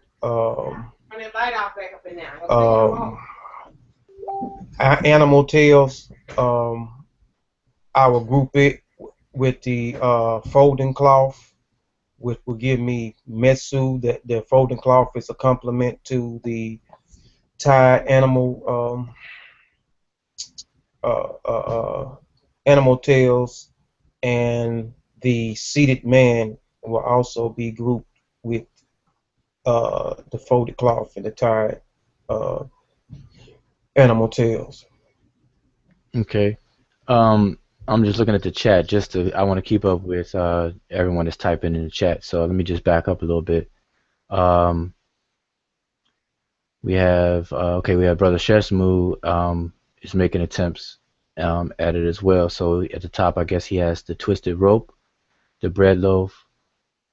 Um, Now this is the thing. So Brother Seshew, so that you'll know, I'm not sure if you're typing it in the order that you are looking at it, but remember, this is, as we said at first, this is to be read from right to left.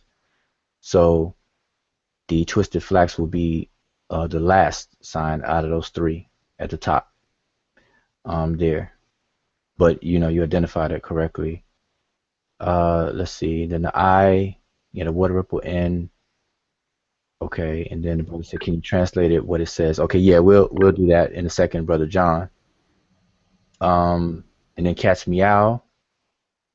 Um, they have um, okay, we have Chosen Lifestyle.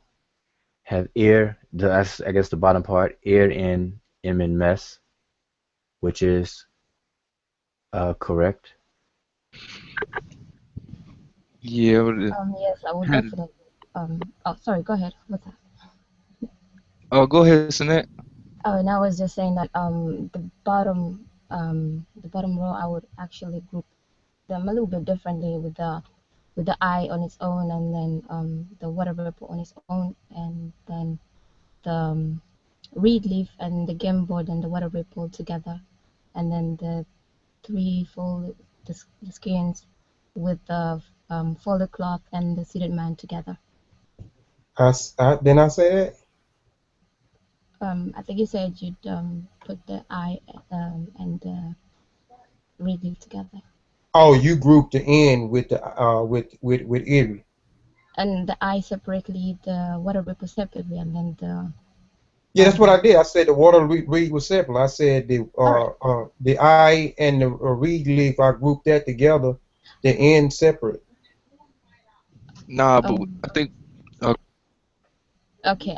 But I'm saying that the eye will be separate. It won't be together with the reed leaf. It'll just be separate, and then the water ripple separate. So it'll be ear end, and then the reed leaf and the game board and the water ripple below it together, which is Iman. That's correct. And Cat's Meow, who's in the chat, has transliterated it correctly. Now I'm just gonna now this is something that's technical, but it would be the way that we would transliterate it. Remember, transliteration is more of an exact science. There's two main ways of transliterations. One is called manual decodage that we talk about on Divine Words Wednesdays, and the other is diacritic. And for digital media and things like this, email and online, we use manual decodage, which is case sensitive. um, uh, Case sensitive. So Cast Meow has the correct lettering, but the N would be, it would be ear, which would be IR dot N. We put a dot um,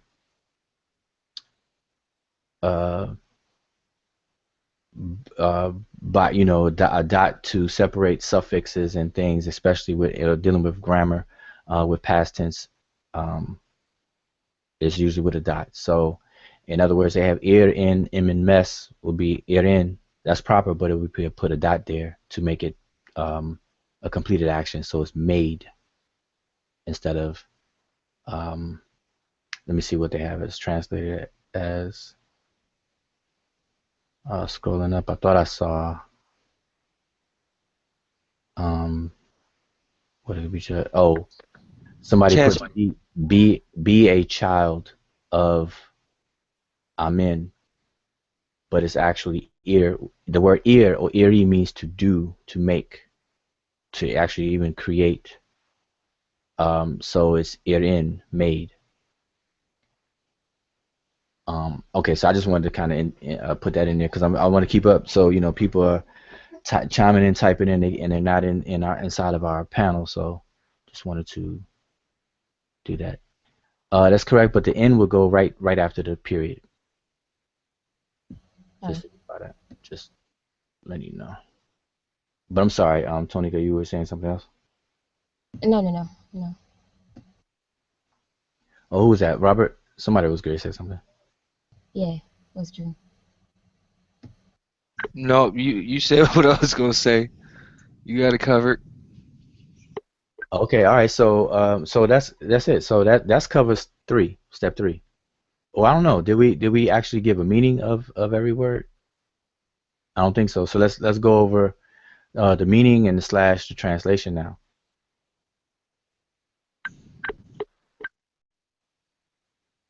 Now, mind you, for the viewers and people watching the archive, we're doing all this from the top of our heads and everything. Me, I'm kind of falling back on this one because this is short, small, and I'm already familiar with it.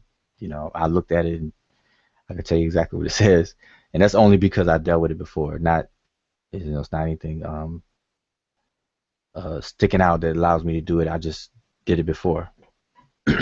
So somebody else can let us know what it translates as besides me.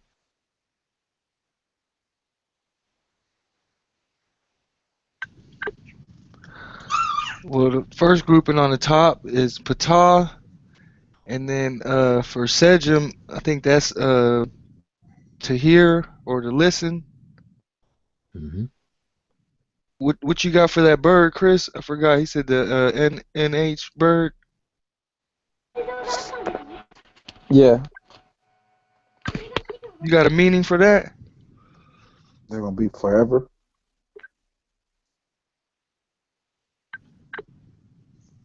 All right. It's like Or prayer or a request or something like that. Okay, so say something like patah hears or listens to a request, because we see we have the determinative with the guy with his hand to his mouth. So that probably sounds about right. Hmm. That's good. That's actually good. And that's to make use of the who said eternity or I eternal. did. I did. This is Oh, Antoine. okay, yeah. Um, Well, I so see the determinative is makes that innate mean have a different meaning. okay, yeah, that's how I was going to say. Um, you know, um, have a keen eye on the determinatives. Now, the determinatives with the seated man with the hand to mouth is usually a class of signs that denote speaking, talking, eating, things like that. So that's where that clue would come from. So neh would be the word, and then something is either dealing with food or something being spoken coming from the mouth, any action of the mouth. So yeah. So but whoever was going, keep going, or whoever wants to do the bottom part because that was the top part. So say it again, June. The top part. What will you translate that as? Patah patah hears or listens to a prayer. Okay. Well, there you go. So now the bottom part. Okay, we said that the I, which is transliterated IR, ear, with the N after it means like made, and then we have Amen for the next grouping, and then Mess for the next grouping, which is born. So made, Amen, born, or made to be born of Amen, or something like that. Okay, that's the option. Okay. Anybody else?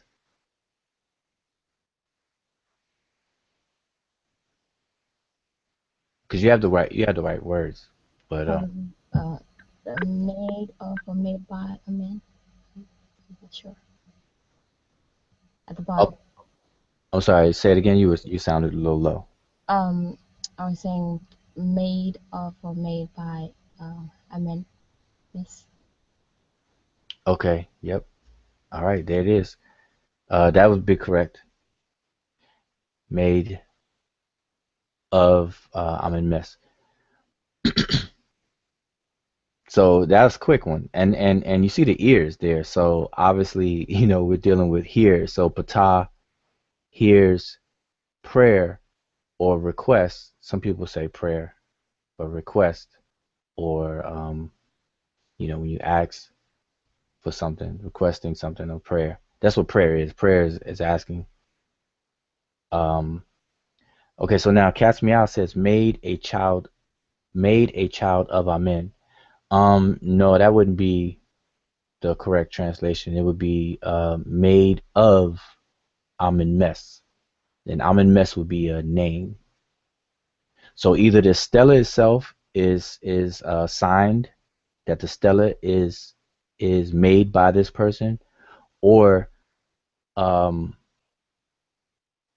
one option that could be the prayer is of prayers that are made by this particular person. All right. Now I can tell you grammatically, it would be the first part. It would be pretty much the first, not prayers, because patah sejamneh would actually be ta patah, he who hears prayers. And some people may translate that as more um, shorter, as patah, the hearer of prayers, as an epithet.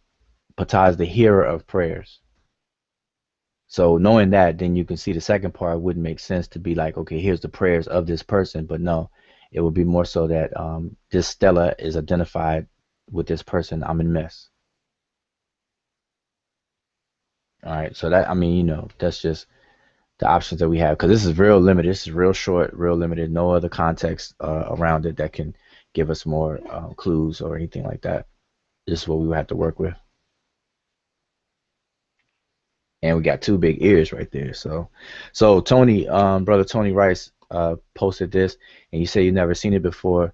Yeah, you have these ears here, and then you have some what do you call it? Some glyphs that like some big glyphs of the face, the frontal face, that a lot of people are surprised to see as well. But that's just a pretty popular sign also, but usually it's small. So when people see it real big, it kind of stands out. Same thing with these ears. So you said that's a epithet, epitaph. We'll see it again in other references to him. Yeah, not one of his most popular ones, but yeah, yes, to Patah, he who hears prayers, or Patah, hearer of prayers.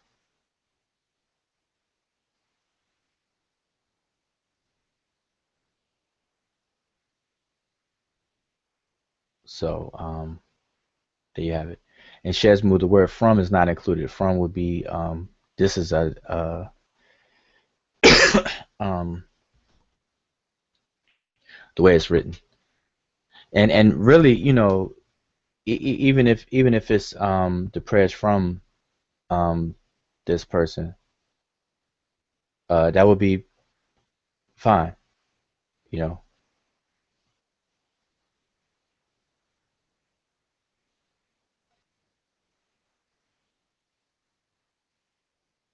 You see those questions about Cush and Kemet? Um no.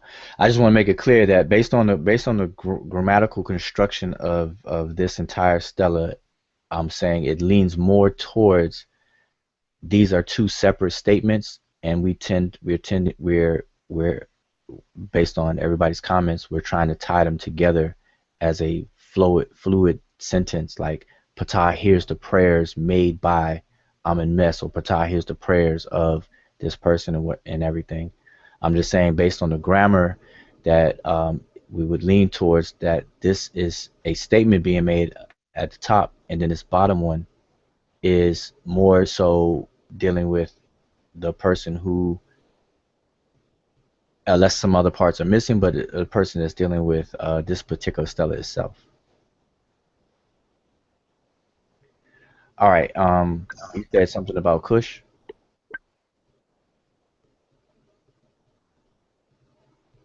Antoine, you were saying something about Yeah, Kush? I'm trying to see. It was a question in the chat. What was about Kush? The other Oh, one, the other one was about should Remich is Remich translated as a nation? I'm trying to find them. is Remich translated as a nation? No, Remich. The word Remich means people. People, yeah, the people. Remich means people, or humanity, people, and that word comes from a process that we know as paronymy, where they take two words that sound alike and they combine them to form a narrative. And the word Remich, which is the indigenous name of the ancient Egyptians, um, and then another word that more people are familiar with, which would be the Kemetiu, or the Remich. The Remich, the word Remich means people, but that name comes from the verb remi, which means to cry. And then as a noun, the tears itself, remit, which are the tears that comes from the eye. All right, and in the cosmological text of knowing the transformations of Ra and overthrowing of Apep, you'll see where human beings, or the Remish, the Egyptians themselves, they saw themselves as coming from the tears of Ra. And Ra has an epithet or a title called Remi, the deity, or the he who cries, or the crying one, as a result of this particular narrative. So that's where they get the word, people of the sun, because people think or imagine Ra being the sun, and then the sun crying, and then forming humanity. So you have a group of people called the people of the sun. So in these modern doctrines that people are talking about, where black people are people of the sun, et cetera, they tie it into this particular cosmological story, cosmogonical story, where humanity, or the Remish, the people, the ancient Egyptians, come from the tears of Ra. All right, but that's what it means, people. And these are, obviously these are metaphors and allegories, because we know that the sun literally does not cry and form people. All right. It was something Uh, else. Kush. yeah, Oh, sorry. Go ahead. yeah, the other question was the measure Netcher used in both Cash, Kush, and Kemet during their simultaneous reign? Cash, Kush, and Kemet. Yeah, this is Cash and Kush are used to, used the same way. That's the same, Right. same thing. Right. It's just pronounced different. Kosh, Kush, that's no same thing. It's no two separate land mass or nations. They have a slash between it. Right. Right. Yeah. Kosh and Kush, because some people say Kush and it's Kosh. And actually, doing comparative linguistics, it would be more so Koresh with an R in there, because actually you can identify those people to this very day. But Seshew Netcher was used more or less in both places, but Kash or Koresh or Kush, as we know, utilize what's being called the Meroitic script, as far as the script goes. So it depends. Now the question is, this is something to put on your mind, though. This is, I guess, a question from Chosen Lifestyle. There's a border stellars that was erected in the southern borders. On our maps it would be south, but in in the terms of Kemet, or the Egyptians themselves, or the Remish people, south um would be up, would be the head, it would be in front. But anyway, at the southern border near the first cataract in Abu or Elephantine, or near Aswan, where Aswan is today, around in that area, there were border stelas erected to allow people to know that they are entering into the territory of Kemet. And the border stelas were written or carved with Seshew Netcher on it. So if these border stelas were to be warnings, or to be informative of people, to let them know that, hey, you are approaching Kemet borders, because it wasn't a natural border. Well, the cataract is a natural border. I mean, a natural thing going on with the river and the rocky areas. But um, but I bring it up because in order to write Seshew Netcher on a border stela to face the south or people that are approaching it to let people know, then it only makes sense that the people have some kind of idea of how to read it. Otherwise, it would serve no purpose.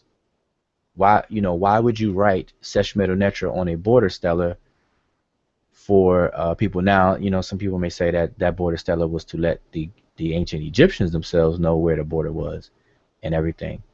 But we can actually in another hangout, because I don't have it readily available. But in a hangout we can show that these border stelas were to, as a warning or whatever people, because actually the southern border had actual forts that were built, because of the problems that they've had with the southern people from the south, at different times. So, but I just wanted to put that out there in terms of the question: was it used? But what we can definitively say that Meroitic is a script that is found and is attested as being used from Meroe, Cush, Napata, but those kingdoms of those came later. By later, I mean more recent. Right. In other words, the kingdom of Meroe, the kingdom of Napata, and things like that, they're more recent in time, coming towards us in time. What you mean? I'm misunderstanding you. When you saying recent, you saying they came before um the um the um the Ronnie Kemet language, right? The Meta script, right? No, no. They came after, is what you saying? Yeah, the Meroitic Ain't ain't after. ain't Napata older than Kemet? No. Napata is not older than Kemet. No, you thinking of Nakata? Yeah, No, I'm not. No, I know Nakata, but I thought Napata was older than Kemet also. no. Mm-mm. I think Napata was started by one of the pharaohs. Yeah, Thutmose. Yeah, Yeah, you right. You right. Yeah, see, some people now. I don't know if you're confusing it. I don't know, but I know that in the past conversations I've had, some people confuse Napata with Let me take your screen off, June. Okay, some people confuse Napata with Nabta Playa. So when people talk about Nabta Playa and that Right. That's the Naphtalites. That's right. That's right. right, That's Nabta Playa is different. different. Right. You right, and that's what I had confused. That's what I just had confused. So you appreciate that. Okay, yeah, because a few people, actually people, I know, some people have written claims based on that confusion. Napata being old, ancient, and this and that, but they really are talking about Nabta Playa, and Nabta Playa is spoken about in by what's his name, Thomas Brophy, and what's the other guy's name? The one who did the Orion, the three pyramids of Giza lining up with Orion's belt. Um, I don't know. I got the books. Robert Bouval. yeah, there you go. Robert Bouval and Thomas Brophy. They wrote a book called Black Genesis, Yeah. and in that book they go into Nabta Playa, and they show some really good pictures. And there's actually a video, a very good video, where they're actually showing video footage of the location and some animation where they're showing how the stones are lined up, uh, lined up with certain constellations and different times. That's how they're able to date the different things. So that's good. But see, that's different than Napata. So I just wanted to make sure that was clear for the record. That's different. So Napata comes later. Meroe, the kingdom of Meroe, comes later. All these kingdoms come later. But you know, in my conversation, people confuse three things. They'll think, you know, we'll mention Napata, some people will mention Naptaplaya, and some people will mention Nakata.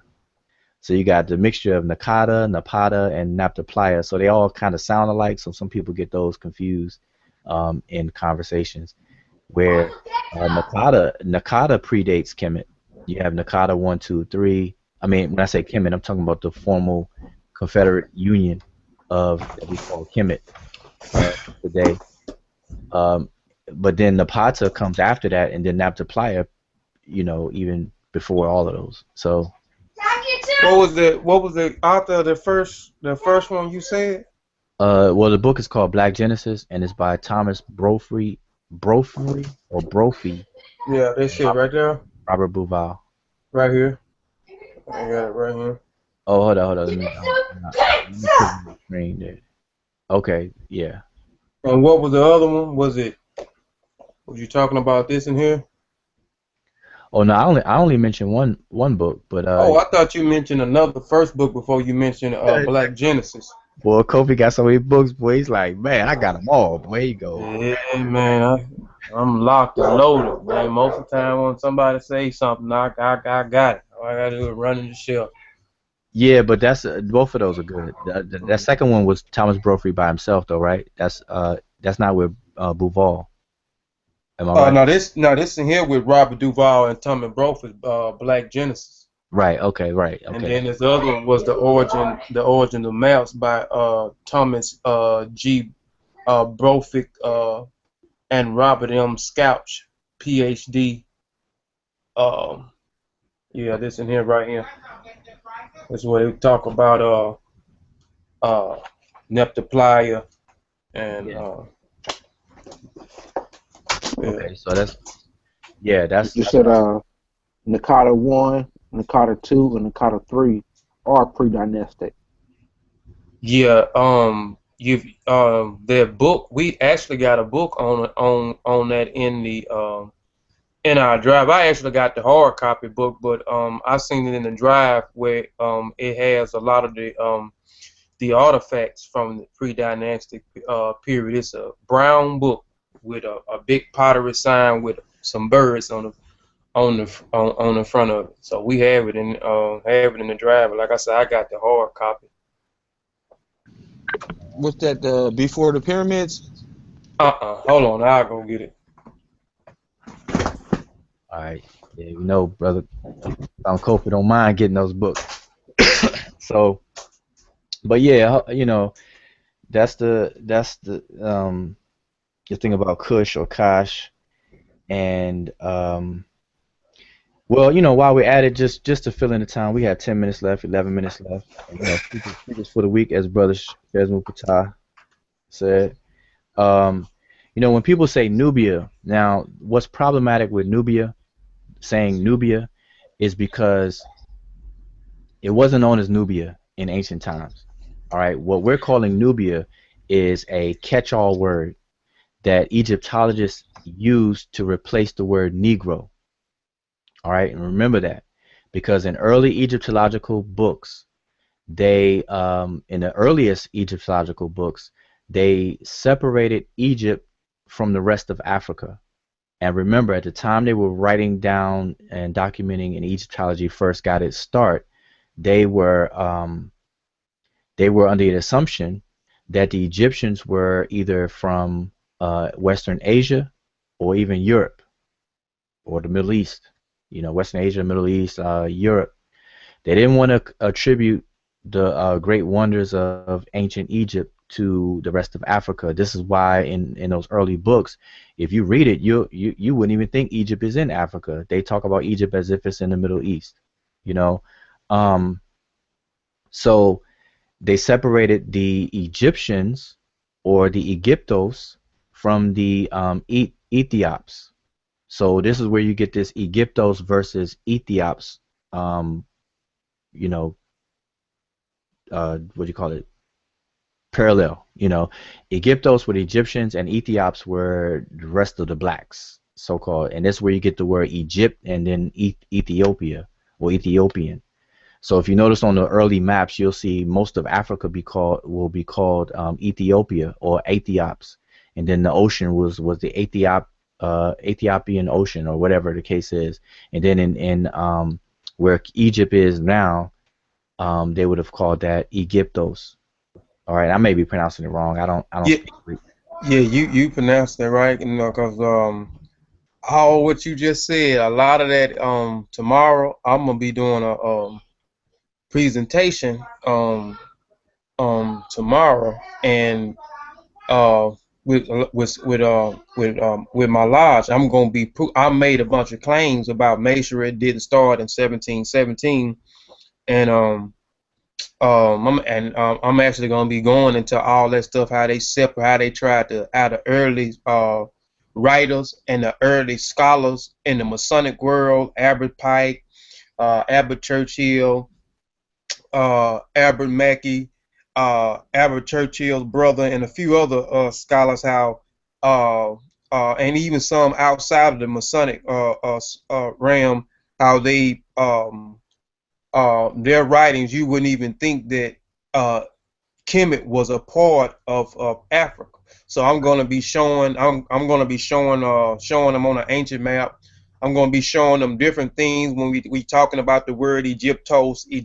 I'm going to be going through the language barrier and showing it at this word Egyptos, or even the word Egyptian, or the word Egypti, uh, that was in French, and then went from French to the English word Egyptian. I'm going to be showing from a language perspective that this word didn't even exist at the time frame.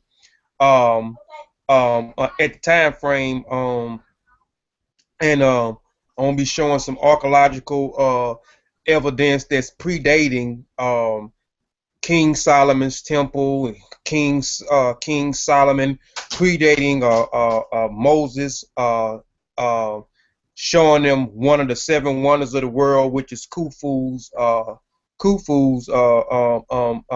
pyramid, or the Great Pyramids of Giza. A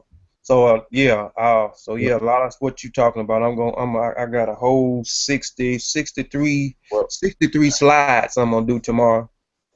all right. Well, maybe you could share that with us in the future. Yeah, But yeah, I will.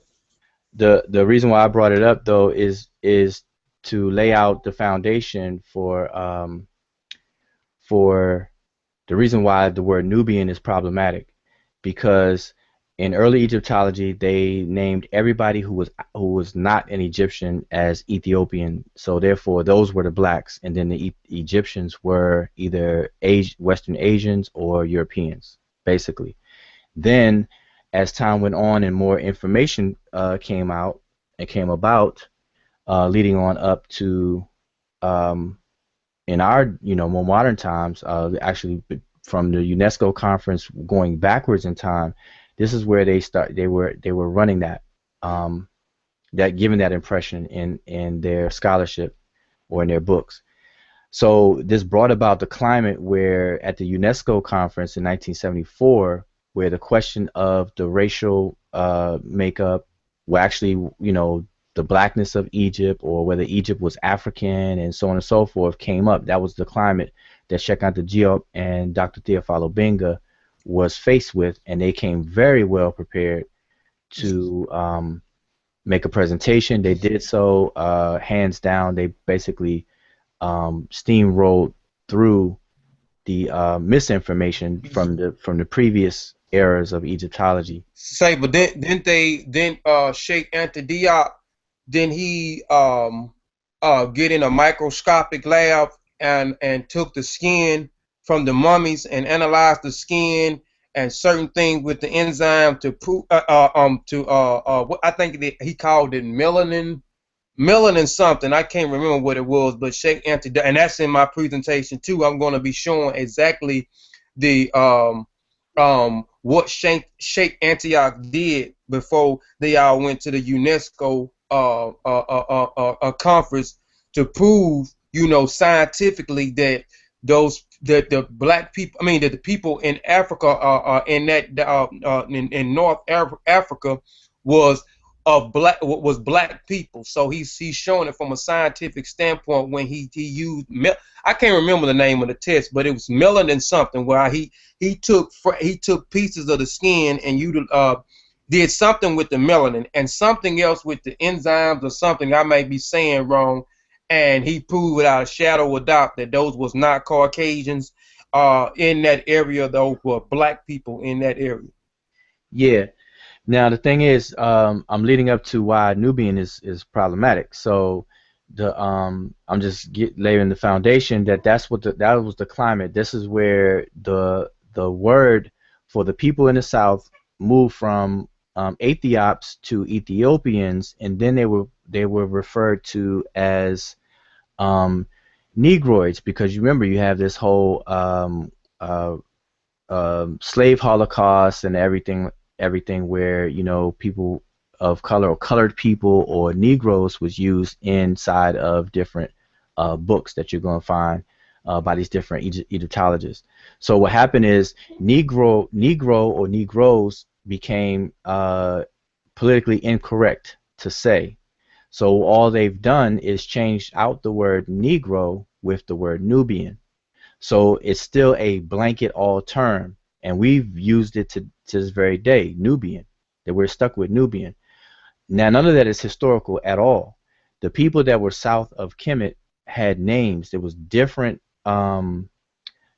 people that were in south of Kemet in what's known as what it be Lower Sudan today, and in Sudan today, but they had different names. You had Ta-Nehisi, you had Kash, you had Ta-Seti, you had matter of fact, a primary source to get the different names. People may refer to them as tribal names or whatever, but a primary source to get the names will be the autobiography of Winnie.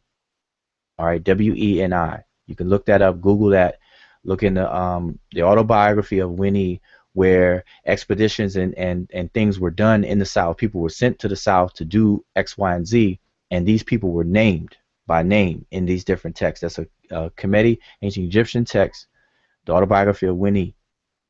And you can look in there and you can find these different people.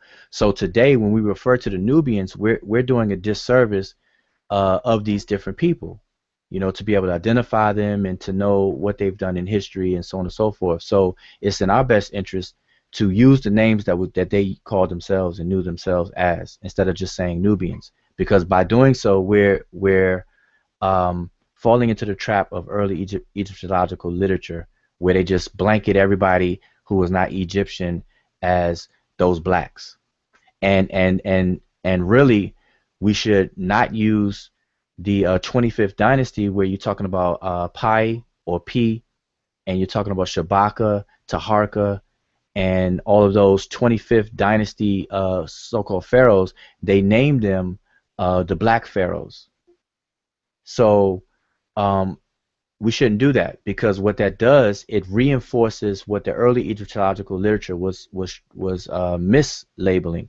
Because when you say the 25th dynasty black pharaohs, by making that statement, we're subtly saying that the pharaohs before them were not black. You see what I'm saying? So we should refrain from using that kind of term. So we should stop saying Nubians, and we should stop saying black pharaohs, and call these people by the names that they called themselves or were known as, at least by the ancient Egyptians, the Remish themselves. That's why in our classes, in the class and in the book, I make sure I point this out, that Kemet is called Kemet, not Egypt. The language is not called hieroglyphs. It's called Seshew, Medew, Netcher. The Demotic, what people know as Demotic, was not called Demotic. It was called Seshnishat. Coptic is called Coptic. And then the hieratic was not called hieratic. It was called Sesh Majat Netcher, which was the inscriptions within the divine books. So these proper terms, and then Egypt was called Kemet, and the language was not called the Egyptian language. It was called Rani Kemet, and Rani Kemet means Ra, which is the mouth, and the Ni is of, and Kemet. So that which comes out the mouth of Kemet, same word as the word that we use for language. Save, I got a question. I know I might be wrong on. Oh well, it's just a question because I mean I'm unsure. The Seshew was it developed when the Nubians came in the 25th dynasty? Was it developed and used um um um um during that reign of the Nubians in the late period? No, I mean it's a late period, but I'm not sure if you know I refrain from using the word Nubians, like I said. So I mean, what I mean, yeah, I mean, I'm caught up on the word too. Okay, I get caught up on the word. I get caught up on the word. I ain't no, gonna lie, I still be it's using. no, but just to answer you. I mean, I know what you mean, but I'm just saying that's something that we have to correct though. We have to start to get used to using the better terminologies. But the Sesame shot is an indigenous invention, so it's not like it's foreign. So it didn't come from somewhere else. It was an indigenous invention, just like Medew Netcher, the hieroglyphs. It's an indigenous invention because the glyphs go from roughly about 500 to 750 signs in the Old Kingdom, expanded to 6 to 7,000 signs in the later period, in the Ptolemy era of time.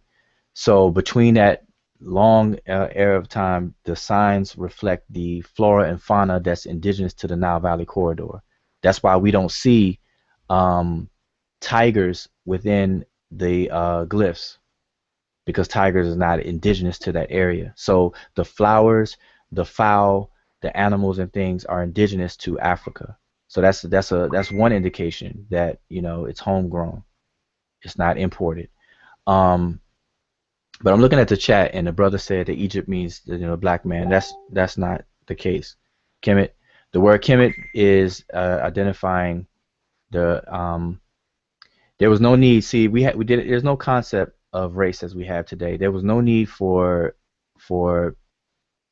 I mean, think about it logically. If everybody around you is black, there's no need to point out the fact that you're black because everybody else is black. Just like today, every human being that's born, not deformed. Every human being has two legs, and we call that biped or bipedal. So you don't hear us going around calling ourselves bipedal because it is self-evident that everybody is bipedal. So we don't have to go around calling ourselves that by making a distinction. Like, yeah, I'm bipedal. Only if human beings started being born with one leg will we then have to make a distinction and say, okay, we are the bipedal ones versus the unipedal ones. Just like World War One and World War Two. Before there was a World War Two, nobody was saying World War One. Everybody just said World War. But the moment that we had a second World War, now people call the first one World War One. So I'm saying that to say that there was no need for black people. I mean, even though nobody's literally black, but I'm just following the logic. There was no need to point out the fact that you're black if you're around other nothing but black people. That's just the logic. So Kemet itself, the word Kemet is used metaphorically to speak about the fertility of the land. That's it. And it is in contradiction to the word for the desert, which is Desheret. These two words are used opposed to each other. You have Kemet versus Desheret. Desheret is the desert, and the word Desher means red. The word Kim means black. So these colors were used as a metaphoric overlay for the concepts of fertility versus infertility. So you had a fertile part of the kingdom, and you had an infertile part of the kingdom. The fertile part was called Kemet. The infertile part was called Desheret. So we have that's the difference. So I just want to clear that up. I'm seeing the brother typing on in the chat part. Just wanted to make that just make that clear. Now, I know that there's people that say Kemet means, the land of the blacks. That's okay to say. It doesn't mean that in the language, but it's really not a problem with that.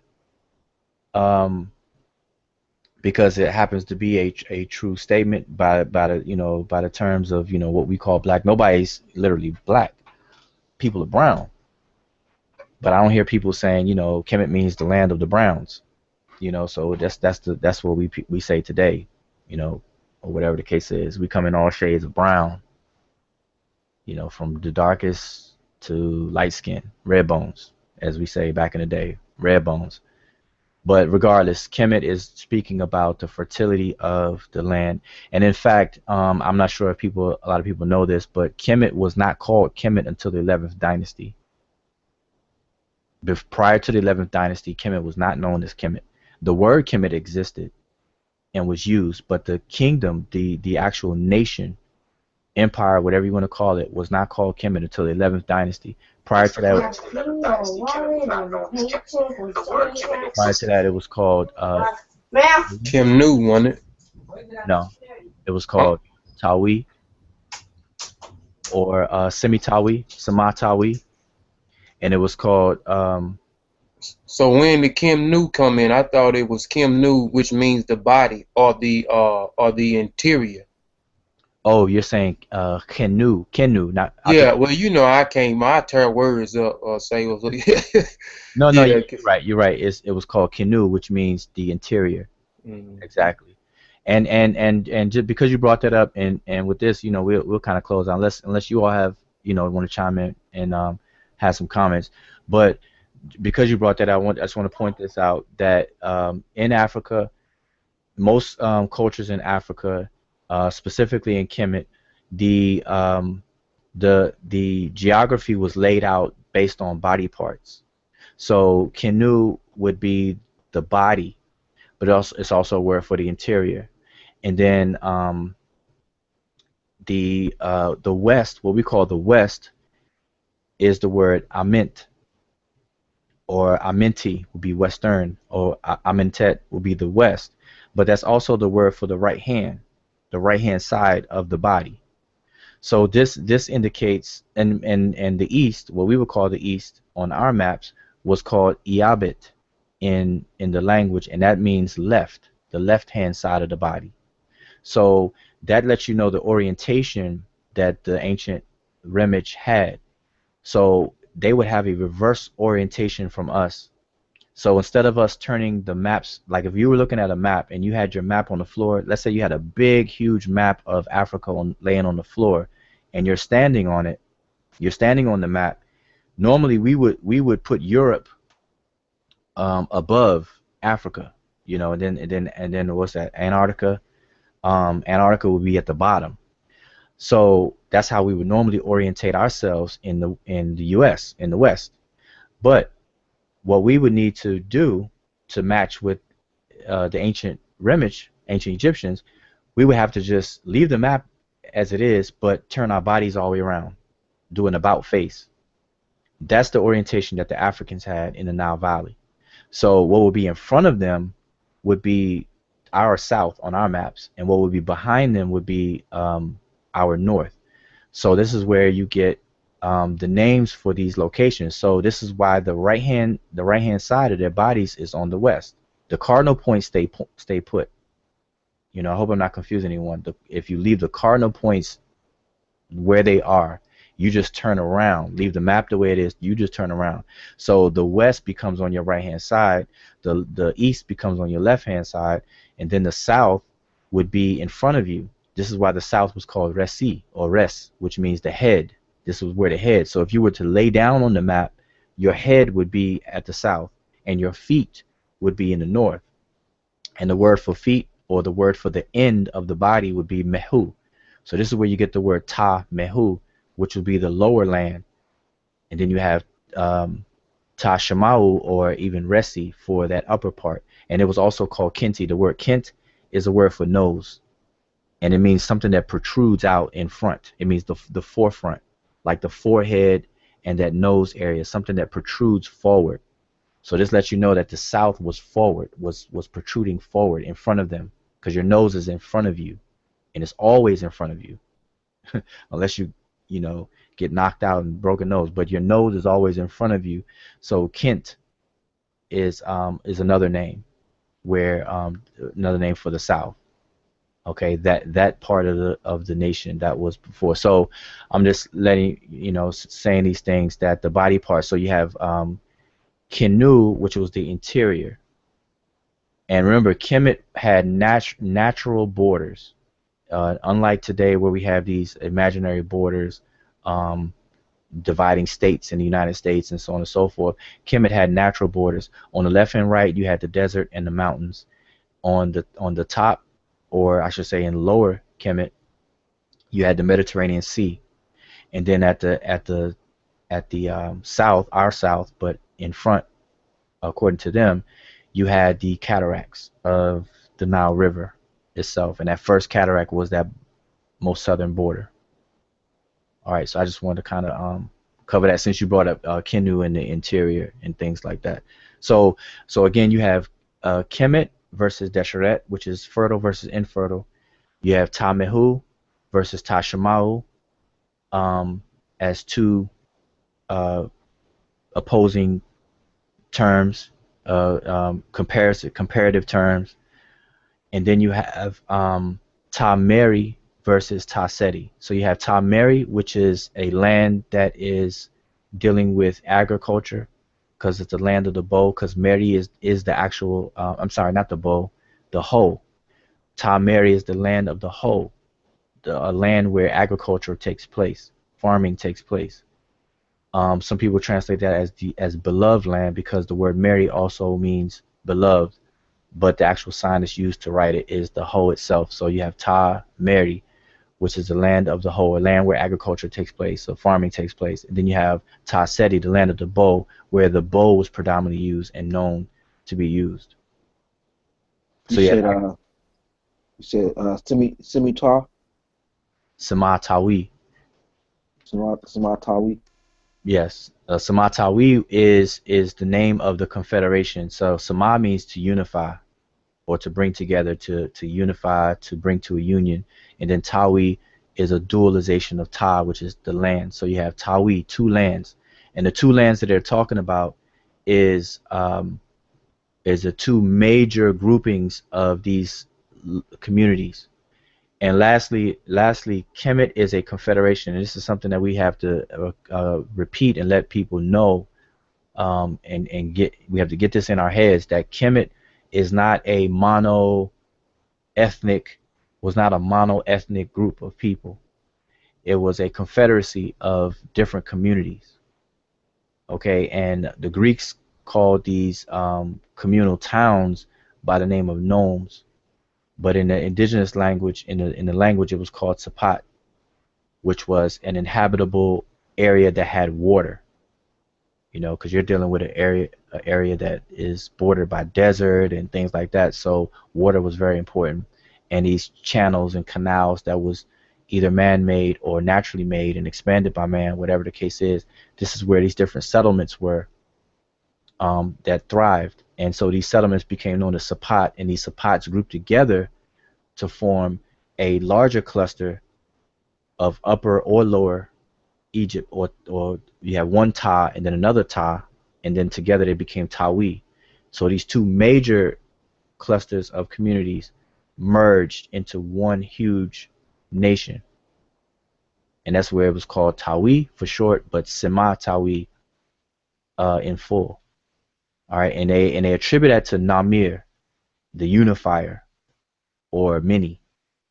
It's debated, but Namir, the unification of the two lands, and that begins Dynasty 1, etc., etc. And the story goes on. But so yeah, I know I kind of rambled on, and I see we got 16 people still tuned in. It's 12:15 Friday night, sleepers for the week, but we've been going at it for 3 hours. So anybody have any more other comments or anything to bring up? Anything I missed? Something important? I'm checking out the chat to follow along as people came and go. Chosen lifestyle. What did the Seshew Netcher evolve from? Example: the writing on the plaque of Ta Netcher of the Anu people.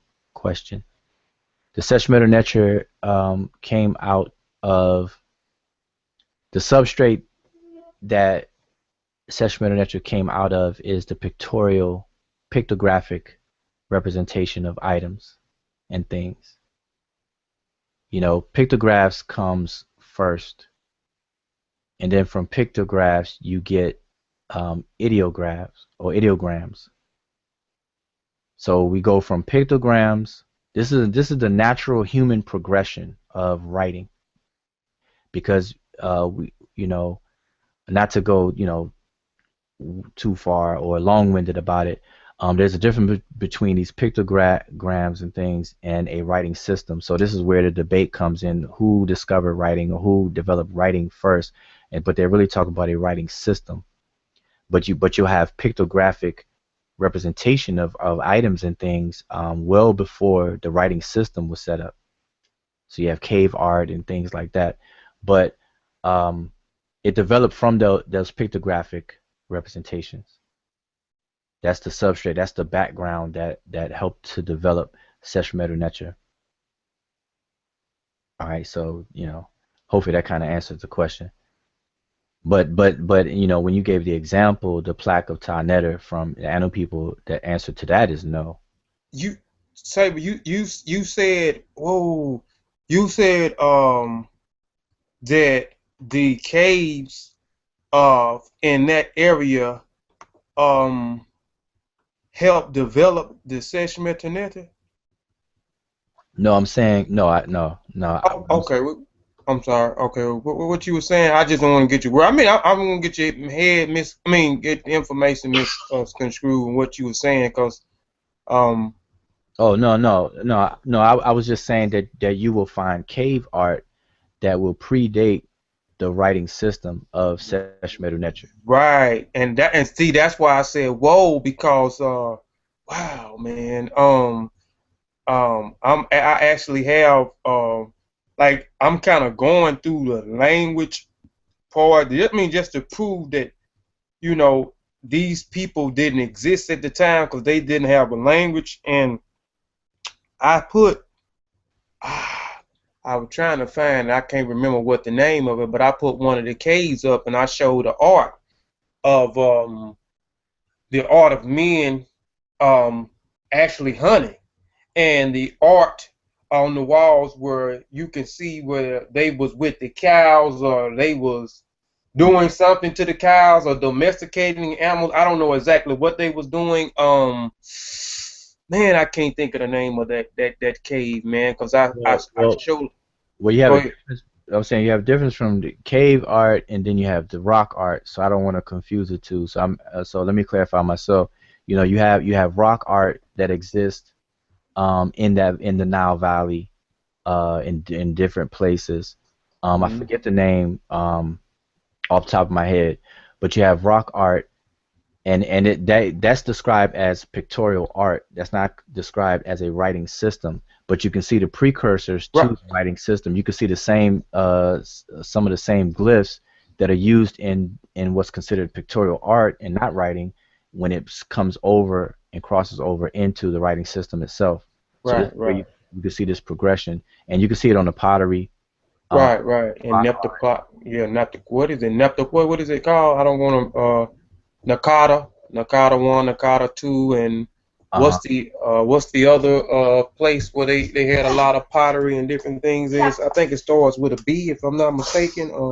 Badari, you have Badari. Yeah. You have these different archaeological names for these different locations and excavations and things like that. But you can see a progression of the signs and symbols that eventually are used in what we call Seshew Netcher and other people call hieroglyphs. Right. You can see that in there. But in humanity, the progression goes from pictorial art to or pictograms to ideograms, because you have ideas that come, like for example, like I discussed in the book, may have drawn a picture of the sun, and the picture represents what it is. So it's more like a WYSIWYG. What you see is what you get. The picture represents the object that you drew. But then to communicate more abstract ideas, that same picture may convert over to an ideogram, which is the word for idea writing. So the same picture of a sun can start to be used for the word for heat. because you can't draw heat. Heat is not a tangible object, so it becomes a ideogram, and then you may be more specific. Now pictograms and ideograms are not language specific, but then when you want to move more into a language specific, then you develop a what's called the rebus principle, where these signs are used for their phonetic value, how to pronounce these things. So in the case of like the sun, or the sun disk will be itself would be called itin or atin or even ra, and that would be language specific. So that's the difference. So you go from pictorial pictograms to ideograms slash logograms, and then into phonograms, where the words are used for their sound value and not the object that you're looking at. And that's the development of a writing system, and that's what we see in Seshew Medew Netcher. So that's pretty much how that formed. And I'm just trying to follow the questions here. So hopefully chosen lifestyle. Hopefully that kind of covered your question. And yeah, like I said, we can go on and on and on. You know, I'm known as MC Longwind. I could talk forever, but I do want to close out. I guess it's 12:22. Anybody else have anything to chime in on? I may have put some of y'all to sleep, huh? No, we did here, but somebody did have a question about flashcards. If you're gonna have some bilateral flashcards out. Oh yeah. Well, I didn't plan on producing bilateral flashcards only because it's a lot. There's a lot of bilaterals. There's over 100. There's well over 120. I know for sure. Bilaterals, and to have that deck of cards to have 120 would be. I don't know if that would be efficient to make that. So that's up in the air. So whoever asked that question, if you're in the chat or gonna watch the archive, that's still up in the air. But we do have the monoliterals available. The monoliterals are 25 in number, 24 individual signs, but the 25 monoliterals, because the reed leaf is doubled to give us the Y. Those are available. And the biliterals and triliterals will come when you become more familiar with doing transliterations and translations.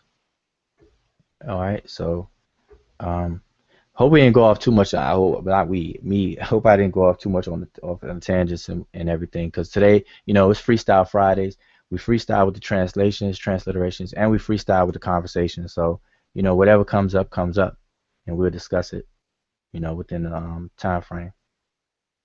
So we got 7 more minutes. If anybody has anything else to bring up, talk about, that we could talk about in the next 7 minutes. You know? Yes, no, maybe so? Well, I mean, ain't nobody else saying nothing. Well, should I enjoy the rampage? I mean, you know, the other subjects, because it's kind of based on some of what I'm gonna be doing tomorrow. You know, so I know I'm kind of on the right track with the information that I got with, you know, what you saying, and you know, you validating. So, shoot, I appreciate it. I just hope people who will be watching the archive or listening now, I hope I didn't confuse anyone about the orientation, the Remich orientation, and it's important. You have to have that orientation to understand a lot of the text, because when they say when you know, the idea of dying, and in the background, when knowing the orientation will plug in and make sense of the different text, you know, as far as the giving birth or rebirth or resurrection and so on and so forth, and the dying, how the dead is buried in the west, because it follows the flow of the sun. Because if you orientate yourself like how the Remich, which you'll be facing South Africa, and Europe will be behind you if you were standing on the map, but if you were laying down on the map, your head would be towards South Africa and your feet would be towards the Mediterranean Sea, then it'll make sense. because the sun, the path of the sun comes up from your left hand side over your head and down on your right hand side. So the west is the word for right, and the west is also a word used to describe the ancestral process. You enter the underworld or the duat by way of the western akhet or horizon. Okay, and you're reborn on the left or the eastern horizon, and so you are born on the left and are you die on the right. So at youth you're on the left hand side, and on the right, I mean in your old age and everything, you're on the right. So the right hand side represents completion. So this is where you get Kepri in the morning, Ra at noon, and Atum or Tum in the evening, because the word Tem, from which the word Atum is coming from or part of, it means complete. So when you complete your lifespan, or you complete the cycle, you're utilizing that word Tum, and Tum is on the right hand side because it's complete. The sun has completed its path. It's in terms of visible, obviously at nighttime you can't see the sun anymore, but so that would be that. But that would explain, this orientation that was done based on the body parts. All right, so hopefully, I didn't lose anybody with that. And lastly, when we say upper Kemet and lower Kemet, we're not talking about north and south. When people say upper Kemet and lower Kemet, what's talked about is the geographical terrain, or I guess they would call it topography of the land. Lower Kemet in that sense would be sea level, because remember the Nile flows and lets itself out in the Mediterranean Sea. So obviously that is at sea level, and the Nile begins in the mountains in Uganda, Kenya, way down, one of the branches of the Nile. So, and it's a higher elevation. So when we say upper Kemet in that sense, we're talking about elevation, the higher elevation, and lower Kemet in that sense would be sea level, low, literally low. And this is where you get mehu. The word mehu, it means the end of something, but it also means to drown. As a noun, as a verb, it means to drown something, to submerge something, to put something under water, under. So we have that mehu, tamehu, the land that is submerged, and we know it as the delta. And in ancient times it was swampy, and so on and so forth. You have the mythos or the narratives where Aset had to hide in the delta in the swampy areas with baby Heru to hide from Satuk, who wanted to kill him, and things like that. It sounds similar to how Jesus had to be protected and ran from King Herod and everything like that. But that's none of my business. But anyway, so that's where that comes from, or that's where that's associated with. All right, so we got a question. Is there any sources I could use to find more information on the Waset cosmology? Well, there's a book called The Transformations of Ra and Overthrowing of Pep. Yeah, the brother Shezmu Patah just mentioned it. Transformations of Ra and Overthrowing of a Pep. You can look that up. If you can tell him if he wants to get a lot of those cosmology stories, he can get Theophile Vanga book. I think he has all of them in his book. What's the name of the book? African Philosophy. Yes. The Pharaonic period, 2780 to 330 BC. That's an excellent book to get. I recommend everybody get. That's a must-have. But he may have to do a little of his own translations, because he has the translations in there, but he used some of the translations. I don't like the Egyptology translations, or the vernacular when you're using thee and thou and all that. They didn't speak like that. So if you use his work, I would try to transliterate some of it, to get out of that European language, or that Greek terminology. Oh, Old English, thee, thou, and Yeah. thither and thither and thither. Yeah. But that's a must-have book. That's a must-have book. Dr. Theophilo Benga, African Philosophy, the Pharaonic Period, because he goes through and systematically or speaks on a lot, covers a lot of information from the moral codes to the cosmogony, to math, to the calendars, to medicine, the medical information, and he just touches on a little bit of a lot of things. So you won't find the full cosmology in here. Even the book of knowing the transformation of Ra, overthrowing of a pep, he has an excerpt of it in here in this book. Not the full thing, but you can look it up and find the full text. E.A. Wallace Budge in his book called Egyptian Gods, Volume 1 and Volume 2. Get that. It has the full text in it. So as well as the glyphs and the transliteration and the translation. And I always recommend people to look for and get the interlinear versions of all this stuff. That way you don't have to rely on their interpretations. You can see the glyphs yourself. You can check behind them. You can check behind these Egyptologists. You know, that's another thing I want to make clear. You know, we no longer have to rely on Egyptological interpretations, because when you learn a language, you're able to check behind their work. And also we have available to us the historical comparative method in linguistics, where we can compare the Rani Kemet, the languages of Kemet, with related African languages for the cognates. And cognate is two words that come from the same parent, basically. And we can look at the meanings in related living African languages to verify. So we know we're no longer, you know, held down and locked down to just wholeheartedly accept or indiscriminately accept early Egyptological interpretations. So when people want to debate and say, well, hey, you know, you all are learning from, you know, the Europeans or whatever the case is, and this and that, and how you know this and whatnot. The answer to that is that we know because we deal strictly with African cultures, African languages, and we can compare and verify. Either we can verify it or we can refute it, and that's just it. So now So it's 12:33. You had some last thing to say? yeah, what you saying?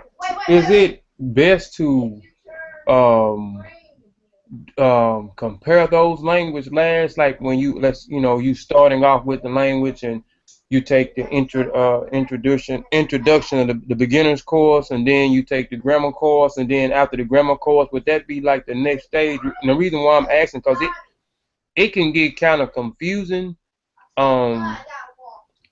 with trying to compare the different hold on a sec. Bryson, close this door. Get kind of confusing. I mean, trying to compare the different languages with the other language, because when you put one word up against another word, like some words you can see, you can look and you can say, okay, well, this word almost looks similar and it means the same thing. I forgot what y'all call that word in the linguistic world, where the word is almost looking like the same and its meaning is the same. But then you got on one hand where you have one word and then you have another word that does not look like the word that you're looking at. But when you do, like I'm saying, I don't know all the terminology behind it. I don't want to say the wrong things, like, you know, where you can, let's Yeah. say the capital A may become the R, Yeah. the lowercase a may become the letter K or the letter H, you know. So I'm saying it's kind of confusing to me. So is it a step process before we even start trying to indulge into the linguistics or comparing other different languages with the running Kemet? Yeah, well, linguistics is a science, so it's as serious and as detailed as genetics. So it's not something that you know, people gonna learn, you know, overnight or microwave. And I see people on social media, on Facebook, and you know, they talk about it and try to do it and whatnot, but they're not taking the necessary steps to learn it. But I say that to say that The linguistic historical comparative method is a tool that's used, but it takes your proficiency at it. So you have to learn the skills of actually performing and applying that method on these different languages. So you have to know its nomenclature, like how you were saying. So what you were talking about was homographs, which are words that look alike, and then you have homophones, which are words that sound alike. But then you have phonology, phonetics, morphology, all these different elements and components and attributes of language that is studied in a very scientific, systematic way. So, and it falls up under linguistics. So it depends on uh, what you're dealing with. But what I was speaking about in the comparison, you would use historical comparative method to find the what's called a cognate, and a cognate or a pair of cognates, because you can't have a single cognate. A cognates would be two words that descend from the same parent, and regardless of how they look. And that's another thing. Looks can be deceiving, for or against. You can have a word that looks alike, but they're not related. And then you can have a word that doesn't look alike, nothing like each other, but they come from the same parent. They actually come from the same source, same parent, same root or whatever. That root would be in the parent language. So, but no, in order to detect these things, in order to know it, we would have to have the skills and knowing the methods to apply, and that's all within under the historical comparative method. And the pioneer of that work in regards to African languages is Jean-Claude Mboli. Jean-Claude Mboli has redefined based on the wiping the slate clean. And I've seen comments, I've seen people say, Jean-Claude Mboli's work is biased, or different works like his or his is biased and things like that. And I have to say that Jean-Claude Mboli's work is probably the most unbiased uh, historical comparative work out there, because what he did, he dispensed from the known language phylums or language families that we know and use today, which extend from Joseph Greenberg classification system. So you have Nilo-Saharan, Afro-Asiatic, Niger-Congo, Khoisan. Khoisan. What Mboli did was dispense from those demarcations or those classifications, and he um, um, built from scratch. And what that translates to in layman's terms or in summary is it's almost like um, claiming someone, a woman, a female, a sister, claiming that another man is the father of their child, and the woman getting awarded child support or whatever without any DNA test being done. This is how, roughly, I'm just using an analogy, how these language families came about, where there was no rigorous detection methods or no rigorous applications or methods applied. They were used. They were using topological um, elements and things, which is really roughly how things look, instead of using more rigorous methods that we use today in the historical comparative methods. So, in boldly knowing that and seeing the problems with that, dispensed with all these different language families and built it from scratch. So he actually did the DNA testing, which will be equivalent in genetics to do the DNA testing to determine that you are the father of this child, as you see on Maury Povich show. They do that through DNA testing. So in linguistics, there's methods that you can use that's equivalent or analogous to DNA testing for biology, but it would be DNA testing for languages, where you detect certain um, things within the language where you can tell that this is related to this, or so on and so forth. Just like a biogeneticist would use DNA and haplogroups and different strands on the DNA to determine the close or the relatedness of two people. So same way in languages. That's what he did. So he rebuilt a language family um, and kept the name that was coined by Dr. Theophilo Benga called Negro Egyptian. You know, um, And so we have a Negro-Egyptian language family, and different African languages fall up under it. And it's so now we have a more solid ground to stand on, where these languages are proven to be related, and then their proximity to each other is also shown. And through that process, we learned that Coptic is related to Middle Egyptian.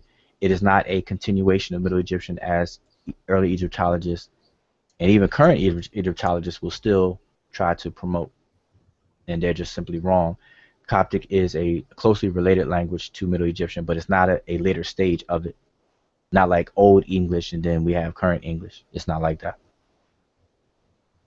So I just come on to run that, but I don't wanna keep this going too far. We are already well over 3 hours, from what I could see. So anybody have any closing remarks? This is gonna be a long one. I know people gonna have to um, hope it's worth it. Hopefully, I'll just close out what I want to say first. That I want to thank everyone who's watching. We had some viewers. It was Freestyle Fridays on the spot, out the blue. We didn't like pre-announce it or anything like that. So I appreciate those who did tune in and watch. And hopefully you learn. And if you have any questions, join the Facebook group, Seshew Medew Netcher Facebook group, and ask questions, chime in on the discussions that we have in there. We focus on the language, but we also we're known for going off on dealing with the culture, Kemet period. Subject is Kemet, but we like to kind of stay focused on different aspects of the language and everything. There's classes available for beginners level of Seshew Medew Netcher. You can go to the website www.mdw-ntr.com. That's medunetcher.com, and his classes are available. A beginner's book is available on the website as well as Amazon.com. And flashcards, somebody mentioned the biliterals. Those are not available, and the verdict is not in on whether I'll be involved in creating some. But we do have monoliteral, the alphabet flashcards that help you learn the monoliterals, which is a must in doing this, what we did tonight, as far as transliterations and translations. And also on Wednesday, we have Divine Words Wednesdays, where we go a little slower and we actually use the sign list and the dictionaries to showcase and demonstrate the methodology on how to, or methods on how to transliterate and translate. All right, but on Fridays, Freestyle Fridays, we go freestyle from top of the head, from the dome, where we kind of check our skills and sharpen our swords and sharpen our skills up. But with that, anybody else have anything they want to say, add to it? Yes, no, maybe so. Nope. I just hope everybody enjoyed. All I had right. a good time. I see a little one said too. He said, yeah. So, all right. Friday people could be out and about. I know people out at the club partying. So I appreciate people watching, and who are gonna watch the archive. Same thing. So we're gonna try to keep this up every Friday, Freestyle Fridays. Oh, and another thing, submit some pictures. The brother Tony submitted one on the spot, and we went through it because it was so short, and then we covered the one that was submitted last week that we didn't get a chance to get to. So submit some more pictures, and we'll just select them and go through them. Anybody else have any Demo, Antoine, June, Kofi, Chris, Tonica? Do appreciate y'all tuning in. All right. Yeah, I appreciate everybody tuning in, and let's keep this going. This demo, let's keep this going, and let's all learn this together. Let's all progress together. Let's all do this together. The old saying. If you want to go quickly, you go alone. If you want to go far, you go together. Ashe and Dua. All right. All right. I just want to say appreciate everybody tuning in. watching the show. I done talked too much tonight too. I appreciate y'all tuning in, and I know we got to be doing something good. I logging on and off for the chat, and one individual I can't remember the name in the chat said he'd rather be. That might have been Tony Rice. If it is, shout out to him. He said he was gonna watch the game, but this came on, so he rather look at us and look at us do what we do and learn, also learn the language and the culture instead of watching the game, watching the distraction too. So appreciate it. Yeah, we got DVRs today, so people could set their DVR recorders. you know.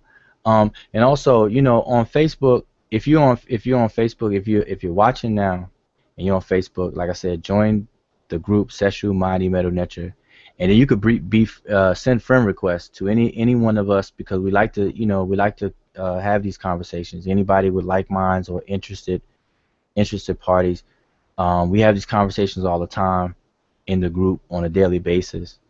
Now I want to say this: the Seshew, Medew, Netcher, we are an organized group of people, of like-minded individuals, and every one of us are we've shown proficiency. Like our group is open to anyone, but the requirement is that you have to show proficiency at a beginner's level of Seshew, Medew, Netcher. So one of the ways to gain that proficiency is through the classes that are offered on the website. I gave the link, and it'll be in the description. But you don't necessarily have to take the classes with me as the teacher. You can take other people's classes, such as Dr. Rikede Amin, who's an excellent teacher. She's my formal teacher from years ago. You have Mfundishi, who's offers classes, and I think he still does museum tours. You have Benochi Montgomery. I believe he's in Detroit or Chicago, and I probably get ragged on about that, but he's either Detroit or Chicago, but he offers classes as well. And those are the only, and then myself. And outside of that, I don't know who offers classes formally, as far as online or anything like that. But to join our group, Seshew, Medew, Netcher, if you've taken a class from someone else, or even if you're self-taught, you will be required to take a certification exam, just so we can maintain the integrity of the group and know your proficiency level at the beginner's level. So it's almost like the equivalent of a placement test. So because we're not we're not any different than anybody else. We just put the work in and put the practice in. I've been doing it for years. I wrote the beginner's book and offer the classes. I've been teaching for about 5 years on a beginner's level, and I will be offering an intermediate level, which will be the grammar. And my goal is to publish the book in the fall, and then start to offer the classes with the grammar in the fall. And also, along with that, to actually set up some of those who are very proficient at a beginner's level to become teachers of the beginner's level as well. So where I will move on to focus more so on the grammar or the intermediate level once I do that. I've been teaching beginner's level for 5 years, so I'm going to be moving on to teach the grammar. All right. So just wanted to put that out there. So we're welcome to expand the group. Men and women, we're not, this is a co-ed thing. We're not, it's not an all men's club. We have Sister Tonika who's representing tonight, and we have others that will soon be a part of the Seshew, Medew, Netcher as far as women are concerned. So we need that we need that balancement, that masculine and feminine balancement going on. So don't be afraid. That's for the women out there. It's live or watching the archive. All right. So I always say that's the last thing I'm gonna say. Then I end up talking for another 10 minutes, 15 minutes. So let me get off here and end this. With that, I'll say Shemim Hotep. In the beginning, we say ETM Hotep, which means welcome in peace or welcome with satisfaction. And when you depart from someone, we say Shem Imhotep. Shem meaning to depart or to leave, and then Imhotep. So, and we kind of discussed this Wednesday as well, about the greetings, because we kind of touched on, you know, the cultural nuance of giving an offering, and we discussed in just to give you the gist of it, back in the day, today we drive cars, we fly in planes, and we're very fast paced. We could catch a bus, plane, train, whatever. We get to our destination fast without physical effort, with less physical effort, because you drive a car, you're just using your arms, your eyes, but you're sitting down chilling basically. But back in the day, when you had to walk long distances, and you run the risk of the natural environment and animals and things like that, you were very, very thankful to get to your destination. And when you arrived at your destination, the person who's hosting your visit would offer you refreshments, and offer to put you back into a state of balancement, because in your travels you're using up your energy, you're losing electrolytes, you're sweating, you're all this and that. So when you reach your destination, the person's job was to replenish you and to put you back into a balanced state. So this is where the Hotep, the greeting, the word Hotep means offering. So an offering was given to you when you come into the presence of someone. So when we say ETM Hotep, we're saying welcome and be balanced, or welcome and be at peace, or welcome and be content. And so when we depart, we want you to leave balance. So we say Shemem Hotep. So with that, I'll say Shemem Hotep, and I'll see you all Wednesday or Friday or on Facebook.